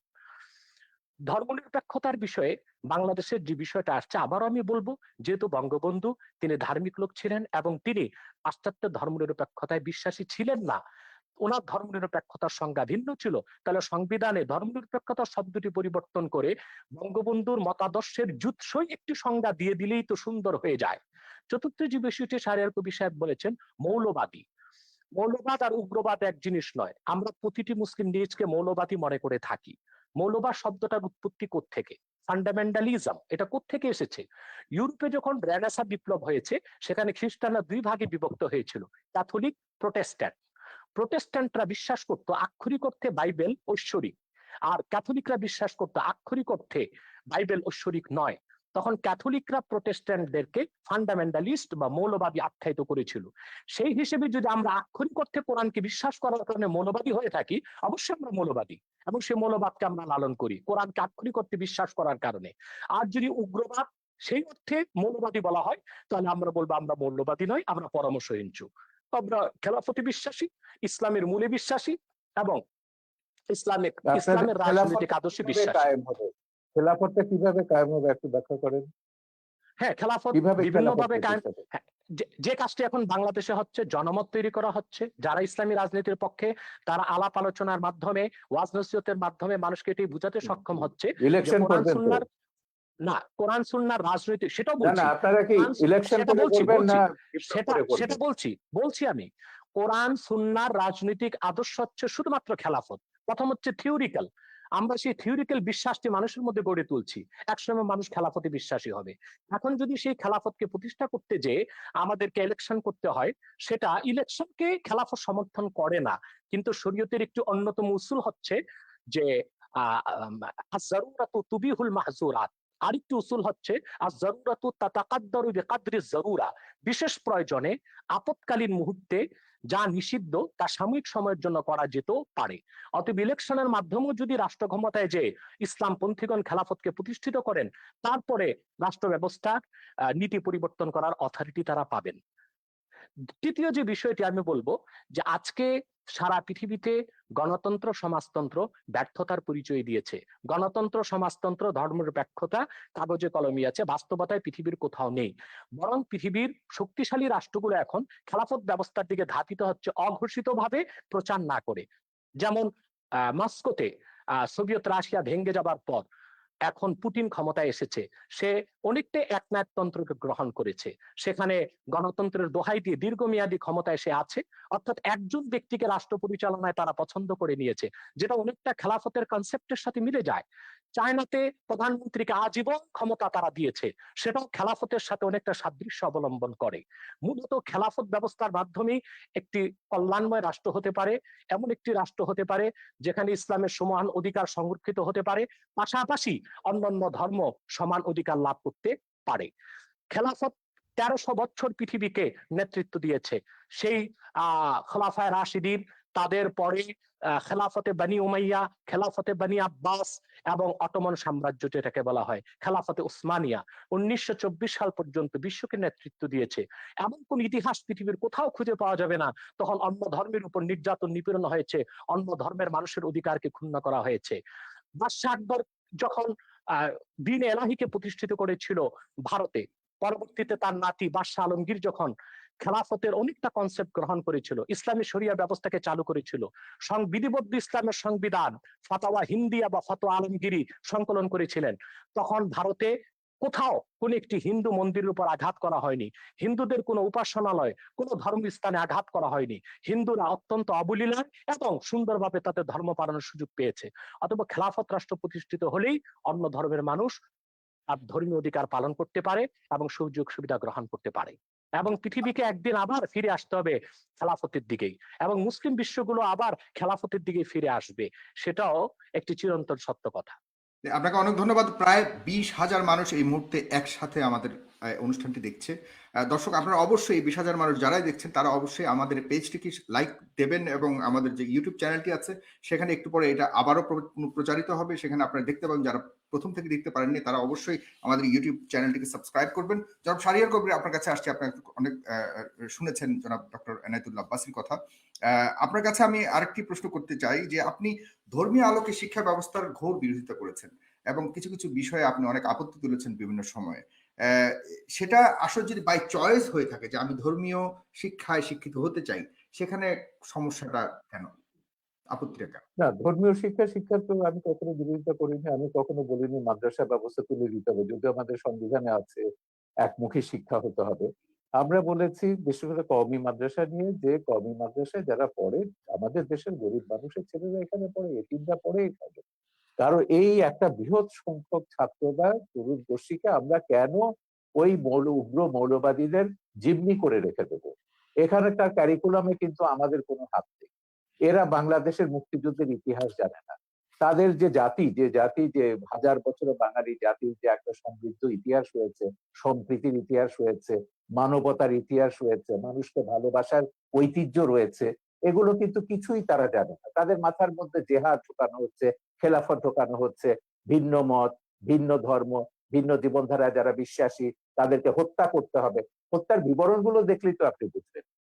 হত্যার যে এই যে যখন আপনার এই যে 15 সালে 16 সালে যখন এই যে ধারাবাহিক ব্লগারদের হত্যা করা হলো, একটা ঘটনা আমি বলি। ব্লগার বাবুকে যে হত্যা করেছিল, যে সে দুটো মানুষ, যে একজন হিজড়া একজন ফেরিওয়ালা তাকে উদ্ধার জড়িয়ে ধরেছিল, আটকে ছিল। সেই ছেলেটা, সেও একটা তরুণ, মাদ্রাসা থেকে মাত্র বেরিয়েছে। সেই তরুণকে জিজ্ঞাসাবাদে জিজ্ঞেস করলো, কেন তুমি বাবুকে হত্যা করছো? তো বলে, আমার হুজুর আমাকে বলেছেন, উস্তাদ আমাকে বলেছেন। বলে, তুমি বাবুর কোনো লেখা পড়েছো? বলে, না, পড়িনি। সেই ছেলেটা জিজ্ঞাসাবাদে বলছে, বাবুর সে কোনো লেখা পড়ে? বাবু নামটা তার কাছে পরিচিত ছিল না, বাবুর কোনো ছবি সে দেখেনি, পোস্ট পড়েনি। এবং যেহেতু হুজুর বলেছেন সেই ইসলাম বিরোধী এবং সে মুরতাদ, তাকে হত্যা করতে হবে, এবং সেই বিশ্বাসে সে হত্যা করেছে। এই উন্মাদনাগুলো কিন্তু এদের মাথার মধ্যে ঢোকাচ্ছে সেই মাদ্রাসা থেকেই। এটা নিয়ে বহুত মানে লেখা আমাদের আছে দেশে এবং কোথাও ঢুকাচ্ছে? আপনি কোনো প্রমাণ আছে আপনার কাছে আমাদের দেশে কোথাও ঢুকাচ্ছে কিনা এরকম ধরনের? আমরা 2013 সালে হেফাজত জামাতের এই তাণ্ডবের পরে একটা শ্বেতপত্র বার করেছি।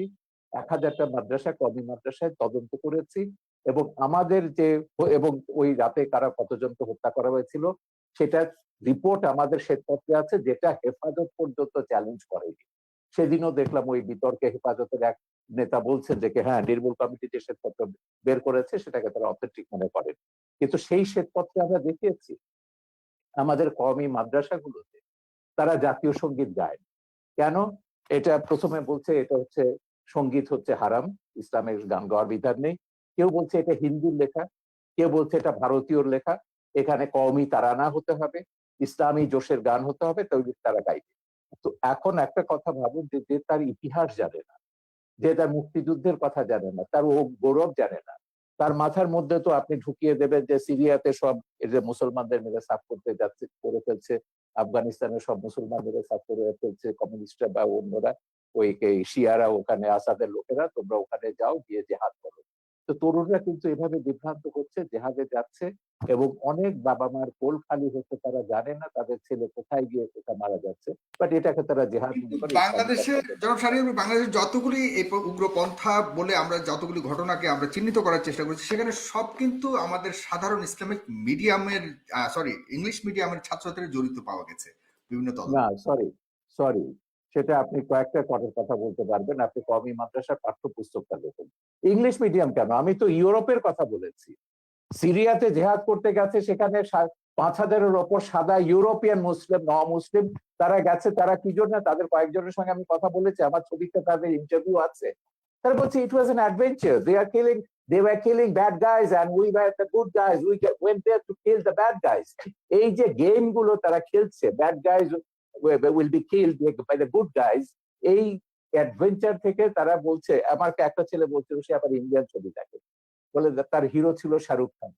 বলে দেখো, শাহরুখ খান তো ওখানে দামি একটা রাইফেল নিয়ে এসে যুদ্ধ করছে বা হিরোইজম দেখাচ্ছে, আমি সিরিয়াতে জেহাদ করতে গেছি, I will be having a real AK-47। So এইটা হচ্ছে এক ধরনের উন্মাদনা মানুষের মগজে তৈরি করা হয়েছে এবং সেই উন্মাদনার কারণে এরা গেছে সেখানে জেহাদ করে, তারপর অনেকে ফিরে এসছে, অনেকে মারা গেছে। কিন্তু এই যে উন্মাদনাটা আপনি তৈরি করে দিচ্ছেন সারা পৃথিবীর তরুণ সম্প্রদায়ের মধ্যে, আজকে তো ইন্টারনেটের প্রযুক্তির কারণে আপনি এইগুলো, এই উন্মাদনা, আমার কথা হচ্ছে খুব পরিষ্কার, আপনি শান্তিপূর্ণভাবে আপনার ধর্ম প্রচার করুন, পালন করুন। কেন একজনকে বাধ্য করবেন? কেন বলবেন সে ধর্ম ছেড়ে চলে গেছে তাকে গলা কাটতে হবে? আমার নামে জামাত বলেন, এই সমস্ত তথাকথিত মৌলবাদীদের হাজারটা ফতোয়া রয়েছে ইউটিউবে, ফেসবুকে, কিভাবে আমাকে জবাই করতে হবে, এবং সেটা ধারালো তরবারি দিয়ে না, বলেছে ঘাড়ের উপর দিয়ে করতে হবে বোতা তরবারি দিয়ে। এগুলো তো সব আমরা জাহানার ইমামের আন্দোলনের শুরু থেকে দেখছি, যে তাদেরকে মুরতাদ, কাফের ট্যাগ লাগিয়ে দাও, ট্যাগ লাগিয়ে তাদের হত্যা করো। উনি যেমন বললেন যে শাহরিয়ার কবির তো ইসলাম, মুসলমান নয়, মুরতাদ। এখন এই জিনিসটা হচ্ছে, আমি এইগুলো পরিষ্কার ভাবে বলেছি, আমি মুসলমান কি মুসলমান না কোন বান্দাকে আমি দায়িত্ব দেইনি সেকে প্রমাণ করবার জন্য বা আমাকে ট্যাগ লাগাবার জন্য। আমি যদি মুসলমান না হই, আল্লাহ আমাকে শাস্তি দেবেন। আল্লাহ ছাড়া আর কারো বিধান এই বিষয়ে, কে মুসলমান কে মুসলমান নয়, কোন বান্দার বিধান প্রগতিশীল সমাজ থেকে যে দাবি করা হচ্ছে কে মুসলমান নয় কে মুসলমান, সেক্ষেত্রে সেটাকেও আপনি কিভাবে দেখছেন? মানে মানে কোন আমরা আমরা আমরা অনেক সময় বলে থাকি বুদ্ধিজীবী সম্প্রদায় থেকে বা আমাদের যারা ইয়েরা সেখান থেকে বড় থাকে, না এরা রিয়াল মুসলমান নন, এরা উগ্রবাদী। সেই জিনিসটুকু নির্ধারণ করার দায়িত্ব কার? আমরা সবসময় বলেছি ইসলাম একটা শান্তির ধর্ম। হ্যাঁ, ইসলামকে যখনই আপনি সন্ত্রাসের সমর্থক করবেন, যখনই, এই যে মামুনুল হকের বাবা কি বলেছিলেন, মামুনুল হকের বাবা বাবরি মসজিদ যখন ভাঙলো, মামুনুল হকের বাবা তখন বললেন কি, আজিজুল হক, ইসলাম নামক বৃক্ষটির গোড়ায় পানি নিয়ে রক্ত ঢালতে হবে। তারপর দিন আমি এটা নিয়ে প্রতিবাদ করলাম, আমি বললাম ইসলাম কি ড্রাকুলার ধর্ম? রক্ত পান করে ইসলামকে জীবিত হতে হবে? তাই খ্রিস্টান মিথোলজির মধ্যে যে ড্রাকুলা ক্যারেক্টারটা আছে, এটা কি পিশাচের ধর্ম? ড্রাকুলা তো একটা পিশাচ। আমার কথা হচ্ছে সেইটাই, শান্তির ধর্ম ইসলামকে কে সন্ত্রাসের ধর্মে রূপান্তরিত করেছে? এই আল কায়দারা, এই আইএসআইএসরা, এই জামাতি আমি আপনার কাছে ওহাবি মৌলবাদী সন্ত্রাস সালাফি এরাই ইসলামকে সন্ত্রাসের ধর্ম পরিণত করেছে। আমি ইসলাম নিয়ে কথা বলছি, সব ধর্মের ব্যাপারে আমি বলছি। মৌলবাদ আপনি আপনার ব্যক্তিগত জীবনে রাখুন, সেটাকে আমার উপর চাপাতে যাবেন না, রাষ্ট্রের উপর এটাকে চাপাতে যাবেন না। এখানে মানুষ, আমি আপনার কাছে আবারও আসছি শারীরিক করবে। আমরা অনুষ্ঠানের প্রায় শেষ প্রান্তে, আমরা খুব ছোট করে আরো কিছু মন্তব্য নেব, এবং অনেকেই মন্তব্য করেছেন। দর্শক, আপনাদের মন্তব্য থেকে আমি কিছু মন্তব্য নেব একটু পরেই। অবশ্যই আপনারা শেয়ার করবেন অনুষ্ঠানটিকে, তাহলে অনেকেই দেখতে পাবে। আইএস নিয়ে কথা হয়েছে, আইএস নিয়ে এই মাত্র ডক্টর শাহরিয়ার কবির কথা তুলেছেন। সেখানে অসংখ্য মুসলমান হত্যা করা হয়েছে, জনাব ডক্টর এনায়েতুল্লাহ আব্বাসী। এই যে মুসলমানরা নিজেরা আরেকটা মুসলমানকে হত্যা করা বা কোনো, এটা কোনোভাবে কি জাস্টিফাইড কিনা ধর্মীয় আলোকে? ধন্যবাদ সাগর আপনাকে। কিন্তু শাহরিয়ার কবির সাহেবের একটি প্রশ্নের উত্তর দিয়েই কথাটি শুরু করা উচিত মনে করছি। তিনি বলেছেন কে মুসলিম কে অমুসলিম এই অথরিটি একমাত্র আল্লাহ তাআলার। আমি তাকে তাৎক্ষণিক প্রশ্ন করছি, এবং উত্তরটি তিনি তার ফ্লোর যখন পাবেন তখন দিবেন, যে কোন ব্যক্তি যদি বাংলাদেশের স্বাধীনতা সার্বভৌমত্বকে অস্বীকার করে, সংবিধান অনুযায়ী সে লোকটি রাষ্ট্রদ্রোহী, এবং রাষ্ট্রদ্রোহী হিসেবে তার শাস্তি হবে। কিন্তু সংবিধানে সেই রাষ্ট্রদ্রোহীর নাম লেখা থাকার প্রয়োজন নেই। ঠিক সেভাবে কে কাফের কে মুমিন, কে মুসলিম কে অমুসলিম, তা আল্লাহ কর্তৃক প্রেরিত সংবিধান কোরআন কারীমের মধ্যে স্পষ্ট করে দেওয়া হয়েছে। অতএব কোরআন কারীমের বিধান অনুযায়ী উলামায়ে কেরাম কে কাফের সেটা বলেন, কে মুসলিম সেটা বলেন। এটা একটি স্পষ্ট বিষয়। খুবই স্থূল চিন্তার, সূক্ষ্ম চিন্তার প্রয়োজন নেই, স্থূল চিন্তাধারীও কথাটি বুঝতে পারে। কোন ব্যক্তি যদি স্বাধীনতা সার্বভৌমত্ব অস্বীকার করে, এখন তাকে যদি রাষ্ট্রদ্রোহী বলে, সে যদি বলে যে সংবিধান আমরা নিতে পারি, আমরা শাহরিয়ার কবির কিছু জিজ্ঞাসা করতে চাচ্ছি, আপনি যদি নেন তাহলে আপনার কথা বলতে সুবিধা হবে। আমি একটু শেষ করছি, আবার শুনবো। অতএব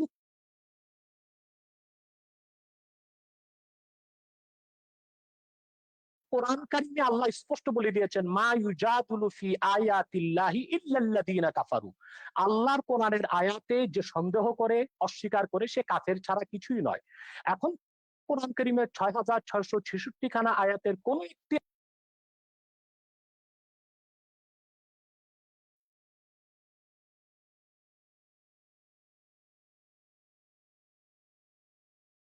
আয়াতকে কেউ যদি অস্বীকার করে, আল্লাহর সিদ্ধান্ত অনুযায়ী আমি তাকে কাফের বলবো। তাকে যেটা লেখা ছিল অস্ত্রের গায়ে, it is the property of United state of America. Is এর অস্ত্রগুলো আমেরিকার দেওয়া। ইসলাম মুসলমানের চিরশত্রু আমেরিকা জিহাদ করার জন্য আইএস কে অস্ত্র দিবে কেন? তাতে তো বোঝা যায় বাল মে কুছ কালা হয়, কালা হয়। সন্ত্রাস ছড়িয়ে তার দায়ভার ইসলামের উপর দেওয়ার একটি নিউ কনজারভেটিভ ইহুদি খ্রিস্টানদের রক্ষণশীল সমাজের একটি অপচেষ্টা ছাড়া আর কিছু নয়। কিন্তু সবচেয়ে বড় কথা হচ্ছে, যারা অস্ত্র হাতে মধ্যপ্রাচ্যে জিহাদ করছে তাদেরকে আমরা সন্ত্রাসী বললাম, কিন্তু সেই সন্ত্রাস তৈরির পিছনে যারা ক্ষেত্র প্রস্তুত করলো তাদেরকে আমরা অপবাদ দিচ্ছি না কেন? আমেরিকা ইরাকে হামলা করেছে, অজুহাত ছিল সেখানে কেমিক্যাল উইপন আছে, রাসায়নিক অস্ত্র আছে। একটি স্বাধীন সার্বভৌম দেশকে তছনছ করে দিল, মাটির সাথে মিশিয়ে দিল। কিন্তু তদন্তে দেখা গেল এক ফোঁটা কেমিক্যাল উইপন সেখানে পাওয়া যায়নি। এখন সেখানে ইরাকের মুসলমানরা যদি তাদের স্বাধীনতা সার্বভৌমত্বের জন্য, তাদের অধিকারকে রক্ষার জন্য অস্ত্র হাতে তুলে নেয়, সেই জিহাদ সন্ত্রাস হয়ে যাবে? এতটা অযৌক্তিক অবিচার কোনো মানুষ তো মেনে নিতে পারে না। ফিলিস্তিনে মুসলমান বসবাস করতে আজকে পারছে না, ইসরায়েলি সন্ত্রাসীদের কারণে বাইতুল মুকাদ্দাসে মুসলমান নামাজ পড়তে পারছে না। সেখানে মুসলমান যদি তার অধিকারকে সংরক্ষণ করার জন্য, অধিকারকে আদায় করার জন্য অস্ত্র হাতে তুলে নেয়, সেটা সন্ত্রাস হয়ে যাবে। সারা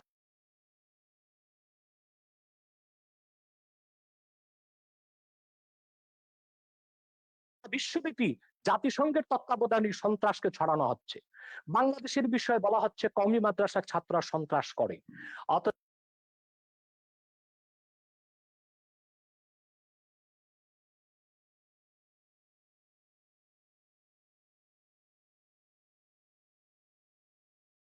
জেএমবি যখন বাংলাদেশে সিরিজ বোমা হামলা করেছে, কওমি মাদ্রাসাগুলো মাঠে ঘাটে আন্দোলন হামলা করা হয়েছিল, তখন আমরা দেখেছি দায় দেওয়া হয়েছিল মাদ্রাসা ছাত্রদের। কিন্তু রমনা বটমূলে বোমা হামলার ১ ঘন্টা পরই আমরা দেখেছি বামপন্থী কিছু সংগঠন ব্যানার নিয়ে আলেম ওলামার বিরুদ্ধে মিছিল বের করেছে। তারা কি করে জানতো যে ১ ঘন্টা আগে রমনা বটমূলে বোমা হামলা হবে? নিশ্চয় ঘটনাটির সাথে তারা জড়িত ছিল। সন্ত্রাসী কর্মকাণ্ড করে দায় তারা আলেম ওলামা পীর মাশায়েখের উপর দেওয়ার চেষ্টা করেছে।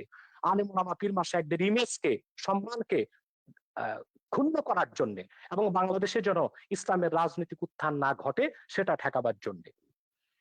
অতএব না জেনে তথ্য এটাই প্রমাণ আমি ছাড়া। যেটা হচ্ছে, আপনি আহমেদ শফির কথা বললেন, আপনি একটু মন্তব্য করুন। এই আহমেদ শফি 2013 সালের 15ই ফেব্রুয়ারি সমস্ত তথাকথিত ইসলামিক পত্রিকাগুলোতে, জামাতের এবং তাদের সহযোগীদের পত্রিকা, আধা পৃষ্ঠা একটা খোলা চিঠি লিখেছেন প্রধানমন্ত্রীকে। সেখানে আমার নাম, মুনতাসির মামুনের নাম, জাফর ইকবালের নাম, আমাদের সবার নাম উল্লেখ করে বলেছেন যে এইসব নাস্তিক, মুরতাদ, কাফের এরা।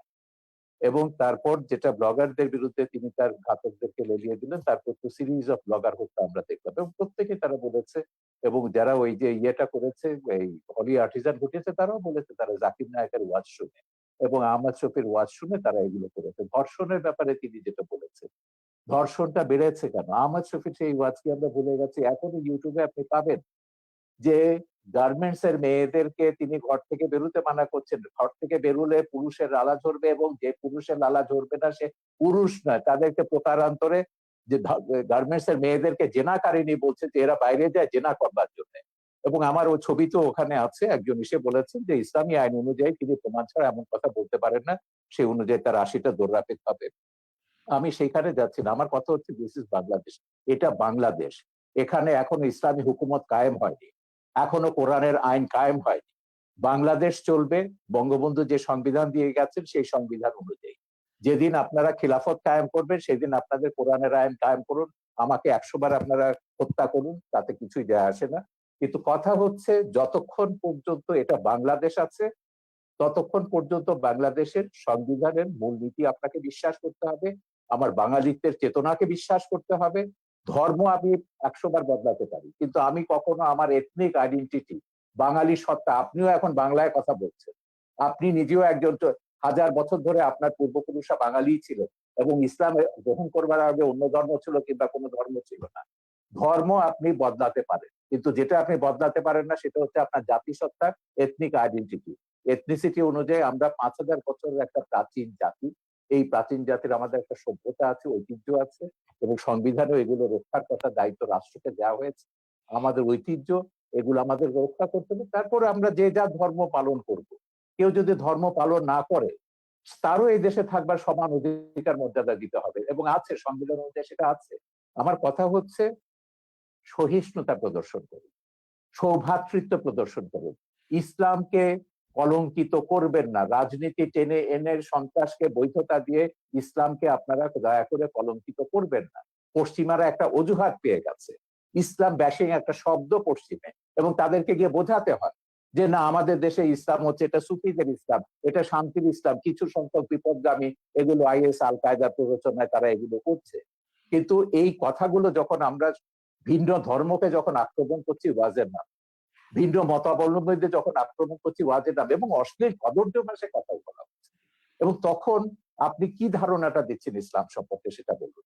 এবং সেইটার যদি বদলা যদি ভারতের হিন্দু মৌলবাদীরা নেয় কিংবা বারবার বুদ্ধিস্ট মৌলবাদীরা নেয়, সেটার আপনি কি জবাব দেবেন? এই জন্য আমি বলি যে বিশ্বের 57টা দেশে মুসলমানরা মেজরিটি, মাইনরিটির রেসপেক্ট করুন, সমান অধিকার মর্যাদা দিন, তাদেরকে ওইভাবে ফতোয়া দিয়ে তাদেরকে হত্যা বা আঘাত করবার ক্ষেত্র তৈরি করবেন না, তাদেরকে প্ররোচিত করবেন না কাউকে যে না, শাহরিয়ার কবিরকে হত্যা করলে তুমি বেহেশতে যাবে।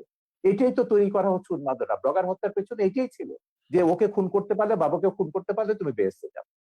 জি, এটাই আমি আপনার কাছে অনেকগুলি প্রশ্ন দর্শক সারি থেকে অনেকেই লিখেছেন। আমি সব প্রশ্ন করা সম্ভব নয়, প্রায় 9000 শেয়ার করেছেন, এখান থেকে প্রায় হাজার হাজার মন্তব্য এসছে।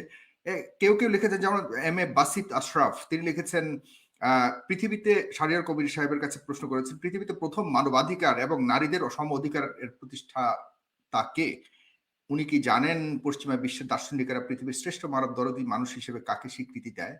ডেফিনেটলি তিনি কাকে মিন করেছেন আপনি জানেন। সেক্ষেত্রে আপনার বক্তব্য জানতে চেয়েছে এই একজন লেখক। এরপরে রয়েছেন কাফায়েতুল্লাহ সাহেব, আপনার মুক্তিযুদ্ধের অবদান সম্পর্কে জানতে চেয়েছে। এরপরে লিখেছেন, বাংলাদেশের স্বাধীনতা আন্দোলনে যারা যুদ্ধ করেছে তারা কি সবাই স্বাধীনতা বুঝতো? তারা কি জেনে শুনে সবাই মুক্তিযুদ্ধে অংশগ্রহণ করেছে? তাহলে নাস্তিকের বিরুদ্ধে আন্দোলন করতে হলে সবাইকে জানতে হবে কেন? এই ধরনের অনেকগুলি প্রশ্ন করেছেন। মাওলানা ওমর ফারুক লিখেছেন, পারভেজ জুয়েল লিখেছেন, এমডি মাসুম লিখেছেন, শাহিদ আহমেদ লিখেছেন, অনেকেই লিখছেন, লিখে যাচ্ছেন। আপনারা লিখতে থাকুন, আমি সম্ভব হলে কিছু নেব। তবে এই পর্যায়ে অনুষ্ঠানের শেষ প্রান্তে চলে এসেছি, 2 মিনিট করে শুধুমাত্র আপনারা দুজন আবারও শেষ বক্তব্য দেবেন। এগুলো কিন্তু জামাতিদের একটা পরিকল্পিত ব্লগ আছে। যখনই আমি কোনো কথা বলি তার সাথে 1000 2000 এগুলো ডিসলাইক আসবে এবং প্রশ্নগুলো করা হবে মুক্তিযুদ্ধ নিয়ে। এটা বলতে বলতে আমি ক্লান্ত হয়ে গেছি। আমার মুক্তিযুদ্ধের কি অবদান আছে, বাংলাদেশের স্বাধীনতা যুদ্ধের দলিলপত্রটা এটা আগাগোড়া পড়ুন। আমি বলে দেবো না কোন পৃষ্ঠা, আপনাকে পড়তে হবে। এই সুযোগে যদি মুক্তিযুদ্ধের ইতিহাসটা আপনাদের মাথায় ঢোকে, পড়ে দিন শাহরিয়ার কবির কি করেছে মুক্তিযুদ্ধের, সাংস্কৃতিক স্কোয়াডে কি অবদান ছিল সেখানে পাবেন। দ্বিতীয় কথা হচ্ছে মানবাধিকার নিয়ে। এখন মানুষের অধিকার মর্যাদা প্রত্যেককে বিশ্বাস করতে হবে। এই পৃথিবীতে আমি শুরুতেই বলেছি যে আমরা 700 কোটি মানুষের মধ্যে 150 কোটি মুসলমান আছে, 150 কোটি হিন্দু আছে, 250 কোটি 200 কোটি খ্রিস্টান আছে, অন্য ধর্মাবলম্বী আছে, নাস্তিকও আছে। আমাদেরকে এই পৃথিবীটাকে বাসযোগ্য করতে হবে, এখানে বাঁচতে হবে সমান অধিকার মর্যাদাকে রেসপেক্ট করে। আমি শুধু এইটাই বলছি, আল্লাহ মানুষ সৃষ্টি করেছেন, আল্লাহ শুধু মুসলমান সৃষ্টি করেন। এইটুকু অন্তত শ্রদ্ধাবোধটা স্রষ্টার উপর আপনার কোনো ডিরেক্ট কোনো প্রশ্ন রয়েছে কিনা একদম সম্পূর্ণভাবে, যেটা আপনি জানতে চান ডক্টর? না, আমার কোনো প্রশ্ন নেই। আমি তো পরিষ্কার আছি, আমার অবস্থান সম্পর্কে আমি তো পরিষ্কার আছি। যারা বিভ্রান্ত তাদেরকে বলবো যে মানুষকে মানুষ হিসেবে মর্যাদা দিতে শিখুন। আল্লাহ বিচার করবেন কিয়ামতের পরে, কে দোজখে যাবে, কে বেহেশতে যাবে, কে কত পাপ করেছে, গুনাহ করেছে দুনিয়াতে। সেটাকে দুনিয়াতে আপনাকে এই যে জাগতিক শাস্তি, যেটা হচ্ছে ব্লাসফেমির যে কনসেপ্ট, এটা ইসলামের কনসেপ্ট না। কোরআনে কোথাও ব্লাসফেমির জাগতিক শাস্তির বিধান নেই। আল্লাহ নিজে শাস্তি দেবেন তাদেরকে, ব্লাসফেমার্সকে। এখন সেইটাকে আপনি ইহুদি খ্রিস্টান আইনের দিক থেকে এখানে ইমপ্লিমেন্ট করছেন, আল্লাহর অধিকার আপনি নিজের হাতে তুলে দিচ্ছেন। আমার কথা হচ্ছে বাংলাদেশে তো অন্য ধর্মের মানুষ আছে, 57টা দেশে মুসলমানরা মেজরিটি। এখন আমি যদি এখানে মেজরিটি রুল চাপাই, অন্যান্য দেশগুলোতে যখন তারা তাদের মেজরিটি রুল চাপাবে, সেই সব দেশের মুসলমানদের নির্যাতনের দায়িত্ব, ভারত বলুন, শ্রীলঙ্কা বলুন, কিংবা মায়ানমারের মুসলমানদের নির্যাতনের দায়িত্ব কিন্তু আমাদের মোল্লাদেরকে নিতে হবে। তারা যখন হিন্দুদের উপর, বৌদ্ধদের উপর নির্যাতন করবেন, রামুর মতো ঘটনা ঘটাবেন, নাসিরনগরের মতো ঘটনা ঘটাবেন, বা 2001 সালে নির্বাচনের সময়কার মতো ঘটনা ঘটাবেন। তো সেইটাই আমরা বলছি, আমাদের এখানে সব ধর্মের মানুষ সমান অধিকার মর্যাদা নিয়ে বাস করবে। সব ধর্মের মানুষ মুক্তিযুদ্ধে অংশ নিয়েছে। মুক্তিযুদ্ধে আমাদের কি স্লোগান ছিল, মুজিবনগর সরকারের পোস্টার দেখুন, বক্তৃতা দেখুন, নীতি নির্ধারকরা কি বলেছেন, পরিষ্কার হয়ে গেছে। যুদ্ধের ভেতর দিয়ে আমাদেরকে আপনার কাছ থেকে জাস্ট 1 সেকেন্ড 5 সেকেন্ড ভাস্কর্য নিয়ে আপনার বক্তব্য শুনতে চাই, যেটা অতি সম্প্রতি অনেক আলোচিত হয়েছে। যখন আমি মিশরে, তখন আমি মিশরে ছিল, মুসলিম ব্রাদারহুড যখন এটা নিয়ে একটা বিতর্ক, সালাফিরা বিতর্ক চলেছিল, স্ফিংস থাকতে পারবে না। স্ফিংস এটা পৌত্তলিকতা এবং ভাস্কর্য। সেখানে একটা সুভেনির বিক্রি করতে, একজন সুভেনির বিক্রি এবং বেশ লম্বা দাড়িওয়ালা, চোখা পড়া, এই সাথে হুজুর টাইপের। আমি সুভেনি কিনতে বললাম, আমি তুমি ওহাবিরা সালাফিরা ওহাবি না, সালাফিরা সেখানে বলছে যে কি এটা তো হারাম মিশে। বলে দেখো, এটা হচ্ছে আমাদের সংস্কৃতি। ধর্ম আর সংস্কৃতি এক জিনিস না। সংস্কৃতিটা হচ্ছে খ্রিস্টান মুসলমান নির্বিশেষে, এটা সবগুলো আমাদের সংস্কৃতির অন্তর্গত। সালাফিরা দাবি করেছিল, মুসলিম ব্রাদারহুড তখন ক্ষমতায় ছিল, তারা সেটা ভাঙেনি। তিনি যে বলছেন যেসব দেশ খেলাফতের দিকে যাচ্ছেন, বিশেষ করে তুরস্কের কথা তিনি উল্লেখ করলেন। হ্যাঁ, তুরস্ক খেলাফতের কথা বলছে, একটা ভাস্কর্য ভেঙেছে, উল্টো তারা রাখে এখন বঙ্গবন্ধুর ভাস্কর্য বসাবে আঙ্কারাতে। এই হচ্ছে ইসলাম, যেটা এরদোয়ান তুরস্কে করছে। তুরস্কে আমি হযরত জালালউদ্দিন রুমির বিশাল ভাস্কর্য দেখেছি, অন্যান্য ইসলামিক সুফিদের ভাস্কর্য দেখেছি, ইরানে আমি সুফিদের ভাস্কর্য দেখেছি। তো ভাস্কর্যের সঙ্গে ইসলামের বিরোধ আছে, যেটা বলেন এটা সম্পূর্ণ রাজনৈতিক পক্ষপাতী। ভাস্কর্য সভ্যতার অংশ, ইতিহাসের অংশ, ইতিহাসের মহানায়ক সেটা ইসলামিক স্কলার আছেন, অন্যান্য আছেন, স্কলাররা আছেন। মিশরে যান, ইসলামিক স্কলার কেন, বুদ্ধিজীবীদের দেখবেন, সঙ্গীতকারদের দেখবেন। উম্মে কুলসুম বিশাল আরব বিশ্বের সবচেয়ে পপুলার গায়িকা। ভাগাভাগি চলছে, এটা কি আপনি মনে করেন যে রাজনৈতিক কোনো ঘৃণিত? এটা পুরো রাজনীতি, এর সঙ্গে ইসলামের কোনো সম্পর্ক, একদম রাজনীতি। মোল্লা ওমর যেটা আফগানিস্তানে করেছে, সেই কাজটাই তারা এখানে রিপিট করছে। মোল্লা ওমর এখানে কারা বলতে কারা ইসলামের কারা কারা করছে বর্তমানে বাংলাদেশে যে আপনি ভাস্কর্য ভাঙার পেছনে তাদের কাদেরকে দায়ী তারা করবেন? তো সবগুলো, যারা তো ঘোষণা দিয়ে করছে, খেলাফত, হেফাজত, যারা ইসলামী শাসনতান্ত্রিক আন্দোলন বা তাদেরকে যারা সাপোর্ট করে, যাদের পেছনে জামাত, বিএনপি তো রয়েছে, যাদের পেছনে রাজশাহীতে আমরা আইএসআই রয়েছে। দেখেছি আওয়ামী লীগের নেতাদেরকে গ্রেফতার করা হয়েছে। আরে ওটা বাঘা যতীনেরটা তো কাগজে বেরিয়েছে, এটা স্কুল কমিটি নিয়ে তাদের মধ্যে দ্বন্দ্ব, এটার সঙ্গে ভাস্কর্য ভাঙার কোনো সম্পর্ক নেই। ওকে, ভাস্কর্য নিয়ে 2013 সাল থেকে বঙ্গবন্ধু এখানে উপলক্ষ, বঙ্গবন্ধুর গায়ে হাত দিয়েছে বলে আওয়ামী লীগের টনক নড়েছে। কেন হেফাজতে 13 দফায় ভাস্কর্য ভাঙার কথা নেই? জামাত ইসলামী আগে ভাস্কর্য ভাঙার কথা বলেনি? হেফাজতে 13 দফায় যা আছে, কাদিয়ানীদের কাফের ঘোষণা থেকে শুরু করে ব্লাসফেমি এন্ড পানিশমেন্ট করা, সবগুলোই হচ্ছে জামাতের দফা। এখন এগুলোকে তিনি যতই পার্থক্য করুন না কেন, জামাতের সঙ্গে আমাদের পার্থক্য আছে, তিনি কিন্তু কাদিয়ানীদের কাফের ব্যাপারে জামাতের সঙ্গে একমত, ব্লাসফেমি আইন চালুর ব্যাপারে তিনি জামাতের সঙ্গে একমত, ভাস্কর্য ভাঙার ব্যাপারও আশা করি তিনি নিশ্চয়ই একমত হবেন ওদের সঙ্গে। তো এইটাই হচ্ছে মিলের জায়গাটা। আমি বলছি যে রাজনীতিতে যখনই আনবেন ইসলামকে বা কোনো ধর্মকে, তখনই ওই বার্মার মতন ঘটনা ঘটবে, ভারতের মতন ঘটনা ঘটবে, বাংলাদেশের মতন ঘটনা ঘটবে, পাকিস্তানের মতন ঘটনা ঘটবে। এতে করে কি বিশ্বে শান্তি আসবে বা কোনো দেশে আমরা কি শান্তিতে বাস করতে পারবো? আমার কথা হচ্ছে আমরা সবাই শান্তিতে বাস করতে চাই। এই প্রশ্নটা আমাদের সবারও জনাব ডক্টর এনায়েতুল্লাহ আব্বাসী, আপনি শেষ কথা বলবেন আজকের অনুষ্ঠানের, এবং আপনার কাছে প্রশ্ন অনেকেই করেছে, কিন্তু আমি অনেকের প্রশ্ন নিতে পারছি না, শেষ প্রান্তে চলে এসেছি। মাননীয় আইজিপি মহোদয় বলেছেন যে বাংলাদেশ মৌলবাদী দেশ নয়। আপনারা কার ইশারায় কোন এজেন্ডা বাস্তবায়নের জন্য দেশটাকে মৌলবাদী চরিত্রের তকমা আটানোর চেষ্টা করছেন? আমরা তো আরব সহ বিভিন্ন রাষ্ট্র দেখি না জঙ্গি মিছিল করতে, জঙ্গি মিছিলের কথা বলেছে, কিন্তু আপনারা আমাদের কথায় কথায় আমাদের দেশে জঙ্গি মিছিল করেন। তাহলে দেশটিকে জঙ্গিবাদের দিকে ঠেলে দিচ্ছেন কিনা, কারো উদ্দেশ্য হাসিল করতে চাচ্ছেন কিনা? এবং ফ্রান্সের কথা বলেছেন তিনি, পাশাপাশি তিনি বলেছেন যে এদেশে ইসলাম প্রচার করেছিলেন সুফি সাধকরা, তারা কিন্তু কখনোই তরবারি প্রয়োগের মাধ্যমে ইসলাম প্রচার করেনি। আপনারা কেন এখন এমন উস্ফলন দেখাচ্ছেন? এটা কেন, বা এ ব্যাপারে উনি প্রশ্ন করেছেন আপনাদের আলেম সমাজের। ধন্যবাদ সাগর। প্রথমে শাহরিয়ার কবির সাহেবকে বলবো যে তিনি জামাত ফোবিয়াতে ভুগতেছেন, সব জায়গায় জামাতের গন্ধ পান তিনি, এটা ঠিক নয়। আমি আবারও বলছি, এদেশের মূলধারার আলেম ওলামার সাথে জামাতের কোনো সম্পর্ক নেই, যদিও বা একটি বিরাট জনগোষ্ঠী জামাতের অনুসরণ করছে। কাদিয়ানীরা নিঃসন্দেহে অমুসলিম এবং কাফের, এটা পৃথিবীর সকল মুসলমানের মত, কোরআনের মত, সুন্নার মত, ইজমায় উম্মতের মত। তারা কাফের এবং অমুসলিম, তাদেরকে যারা এটা কাফের বলবে না মওদুদির তারাও প্রথম কাফের। লেখা, কাদিয়ানী না, মাসালাটা এটা মওদুদির লেখা। ভুল, আপনি জানেন না এটা, কাদিয়ানী আপনি মাসালা কি জানেন না। মওদুদি লেখেনি? কাদিয়ানী মাসালা মওদুদি, মওদুদি আমি বলছি, প্রথম কাদিয়ানীদের বিরুদ্ধে আন্দোলনের ডাক দিয়েছেন আল্লামা ইউসুফ বিন নুরি রহমতুল্লাহ, করাচি ইউসুফ বিন নূর মাদ্রাসার যিনি মুহতামিম ছিলেন। আন্দোলনে পুরোধা নেতৃত্ব দিয়েছেন আমার ওস্তাদ মোহতারাম আল্লামা তাকি উসমানী এবং মুফতি শাফি রহমতুল্লাহ। সাথে আন্দোলনে যোগ দিয়েছিল আবুল আলা মওদুদি এবং তার লোকজন। বরং পাকিস্তানের সকল ঘরানার মুসলিমরাই কাদিয়ানী বিরোধী আন্দোলনে অংশগ্রহণ করেছিল। দ্বিতীয় যে এবং ওই কথাটি মামলায় কিন্তু আমি মওদুদির মৃত্যুদণ্ড হয়েছিল, আর কারো না, মওদুদির মৃত্যুদণ্ড হয়েছিল ওই মামলাতে, যেটা সৌদি সেটা বাদশার অনুরোধে প্রত্যাহার করা। সেটা সেটা সেটা মৃত্যুদণ্ড কার হলো, সেটা হয়তোবা পাকিস্তান সরকারের রাজনৈতিক কোন প্রতিহিংসা ছিল মওদুদির উপর, সেজন্য মওদুদিকে মামলা দেবার চেষ্টা করেছে। আর যেহেতু অন্যান্য নেতৃবৃন্দ রাজনীতিতে জড়িত ছিলেন না, তাদেরকে মামলা দেবার সুযোগ হয়নি, এটা একটি কারণ হতে পারে। দ্বিতীয় যে বিষয়টি বললেন, ব্লগারদের বিষয়, ব্লগারদেরকে কারা হত্যা করেছে তাদেরকে আপনারা দায়ী করলেন, কিন্তু ব্লগারদেরকে বাক স্বাধীনতার দোহাই দিয়ে, মুক্ত চিন্তা লালন করার দোহাই দিয়ে ইসলাম এবং ইসলামের মূলনীতির বিরুদ্ধে অকথ্য ভাষায় গালিগালাজ বিষোদগার তারা যে করলো, তখন রাষ্ট্রীয়ভাবে তাদেরকে কেন বাধা দেওয়া হয়নি? যদি তাদেরকে রাষ্ট্রীয়ভাবে বাধা দেওয়া হতো, ধর্মনিরপেক্ষতার যদি একটি সংজ্ঞা এটাও হয় সকল ধর্মের অধিকার রক্ষা করা, তাহলে আপনি ইসলামের অধিকার রক্ষা করবেন না? এটা কেমন ধর্মনিরপেক্ষতা? আপনার 57 ধারায় সব ব্লগারদেরকে গ্রেফতার করা হয়েছে। আপনার ব্লগারদেরকে হত্যার আগে কাউকে গ্রেফতার করা হয় নাই।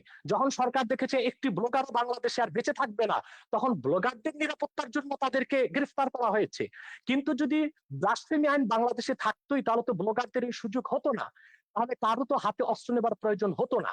তৃতীয় যে বিষয়টি আপনি বলেছেন, সুফিবাদের মাধ্যমে ইসলাম এসেছে, এবং আইজিপির যে প্রশ্ন এসেছে, আইজিপি মহোদয় কথা থেকে তো স্পষ্ট বোঝা যাচ্ছে তিনি ইসলামের প্রতি অত্যন্ত শ্রদ্ধাশীল, হয়তো বা মিস আন্ডারস্ট্যান্ডিং আছে তার। সেটা হচ্ছে তরবারির জোরে ইসলাম আসে নাই, কিন্তু ইসলাম প্রতিষ্ঠায় তরবারি ব্যবহার হয়েছে। তরবারির জোরে ইসলাম প্রতিষ্ঠিত হওয়া এক জিনিস, আর ইসলাম প্রতিষ্ঠায় তরবারি ব্যবহার আরেক জিনিস। ইসলাম যে জিহাদ দিয়েছে তা অনেকটাই ডিফেন্সিভ, অফেন্সিভ নয়। যখন ইসলাম প্রতিষ্ঠার ক্ষেত্রে অমুসলিম শক্তি অন্যায়ভাবে হামলা করেছে, আক্রমণ করেছে, তখনই তরবারির ব্যবহার করতে হয়েছে। এমনকি এই ক্ষেত্রে আমি উদাহরণ দিব মঈনুদ্দিন চিশতি রহমতুল্লাহ। তিনি যখন আজমিরে আসলেন, ইসলামের শাশ্বত বিধান, ইসলামের উদারতার মাধ্যমে ইসলামের দাওয়াত দিলেন, বারবার তাকে আঘাত করেছে সে পৃথ্বীরাজ। তখন ইসলামকে সুসংহত করতে যে মোহাম্মদ ঘড়িকে তিনি আহ্বান করেছেন। তরবারির জোরে তিনি ইসলাম প্রতিষ্ঠিত করেননি, তবে ইসলাম প্রতিষ্ঠার ক্ষেত্রে তরবারির ব্যবহার হয়েছে, সেটা একটা ভিন্ন জিনিস। চতুর্থ যে বিষয়টি তিনি বলেছেন, সন্ত্রাস।